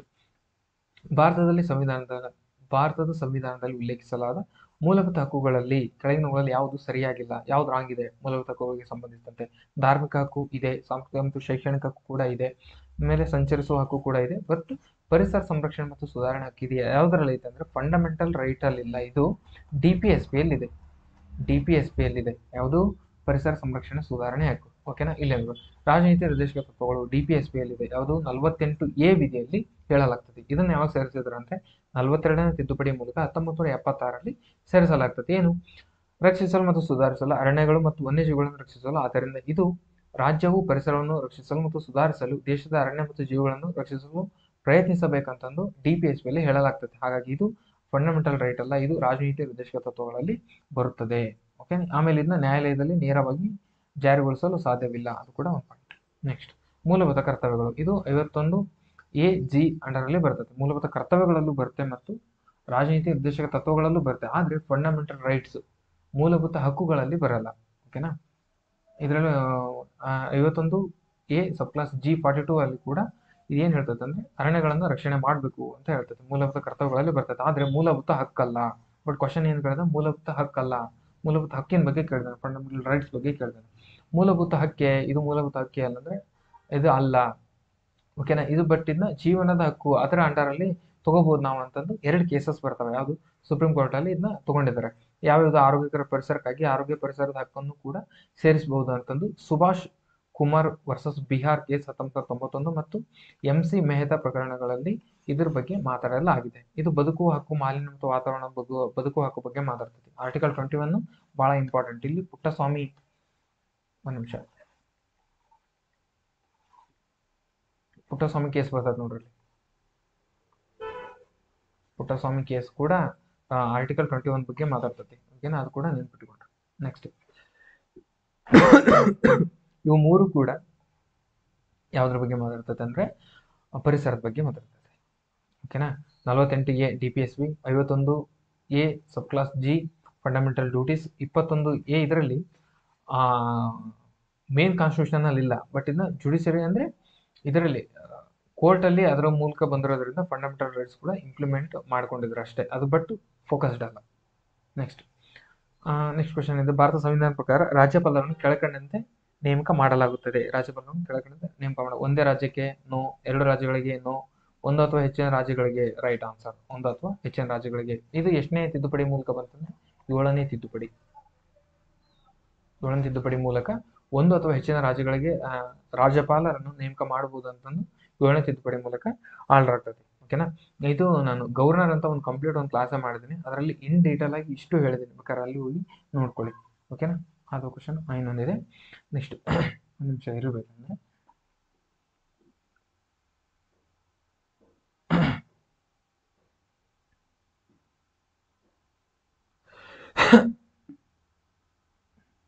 ಆಮೇಲೆ ಗವರ್ನರ್ ಅಂತ ಬಂತಂದ್ರೆ ಅವ್ರನ್ನ ಯಾರು ಅಪಾಯಿಂಟ್ ಮಾಡ್ತಾರೆ ಅಂದ್ರೆ 155 ವಿಧಿ ಬಗ್ಗೆ ಮಾತಾಡ್ತಾ ಪ್ರೆಸಿಡೆಂಟ್ ಅವರು ಅಪಾಯಿಂಟ್ ಮಾಡ್ತಾರೆ ನೋಡ್ರಿ. ಅದು ಒಂದು ಕೀ ಪಾಯಿಂಟ್ಸ್ ಅನ್ನು ಬಿಟ್ಕೊಳ್ರಿ. ಅದು 77ನೇ ತಿದ್ದುಪಡಿ ಮೂಲಕ 1ರಿಂದ ಹೆಚ್ಚಿನ ರಾಜ್ಯಗಳಿಗೆ ಮಾಡಲಾಗ್ತದೆ. ಅದನ್ನ ಕ್ಲಾಸ್ 1 ಮಾಡಿದ್ದೀನಿ, ಅದ್ರ ಬಗ್ಗೆ ಹೋಗಿ ನೋಡ್ಕೊಂಡಿದ್ರೆ ನೋಡ್ಕೊಳ್ಳಿ. ನೆಕ್ಸ್ಟ್, ಭಾರತ ಸರ್ವೋಚ್ಚ ನ್ಯಾಯಾಲಯದ ಅಧಿಕಾರಗಳನ್ನು ವಿಸ್ತರಿಸುವ ಅಧಿಕಾರ ಯಾರು ಹೊಂದಿರ್ತಾರೆ? ಭಾರತ ಸರ್ವೋಚ್ಚ ನ್ಯಾಯಾಲಯದ ಅಧಿಕಾರ ಇದು ಭಾರತ ಸಂಸತ್, ಇದು ಅದರದ್ದೇನಿಲ್ಲ. ಆಯ್ತಾ? ಆಯ್ತು. ಭಾರತ ಸಂಸತ್ತನ್ನ ಪವರ್ ಇರುತ್ತೆ ಅದಕ್ಕೆ. ಭಾರತ ಸಂಸತ್ತು ಇದು ಭಾರತ ಸರ್ವೋಚ್ಚ ನ್ಯಾಯಾಲಯದ ಅಧಿಕಾರವನ್ನು ವಿಸ್ತರಿಸುವ ಅಧಿಕಾರವನ್ನು ಹೊಂದಿರ್ತಾರೆ. ಐ ಹೋಪ್ ಇದು ಕ್ಲಾಸ್ ನಿಮಗೆ ಯೂಸ್ ಆಗಿದೆ ಅಂತ ಭಾವಿಸ್ತೇನೆ. ಇನ್ನು ಯಾರು ಚಾನಲ್ಗೆ ಸಬ್ಸ್ಕ್ರೈಬ್ ಆಗಿಲ್ಲ, ಸಬ್ಸ್ಕ್ರೈಬ್ ಆಗಿ ಬೇರೆ ಕ್ಲಾಸಸ್ ಕೂಡ ನಿಮಗೆ ಕ್ಲಾಸ್ ಮಾಡೋಕ್ಕೆ ನಮಗೆ ಮೋಟಿವೇಶನ್ ಸಿಗುತ್ತೆ ಅಂತ ಹೇಳ್ತಾ ಇವತ್ತಿನ ಕ್ಲಾಸ್ ನಾನು ಈಗ ಎಂಡ್ ಮಾಡ್ತಿದ್ದೀನಿ. ಇನ್ನು ಯಾರು ಚಾನಲ್ಗೆ ಸಬ್ಸ್ಕ್ರೈಬ್ ಆಗಿಲ್ಲ, ಸಬ್ಸ್ಕ್ರೈಬ್ ಆಗಿ ಡಿಸ್ಕ್ರಿಪ್ಷನ್ ಅಲ್ಲಿರುವಂತ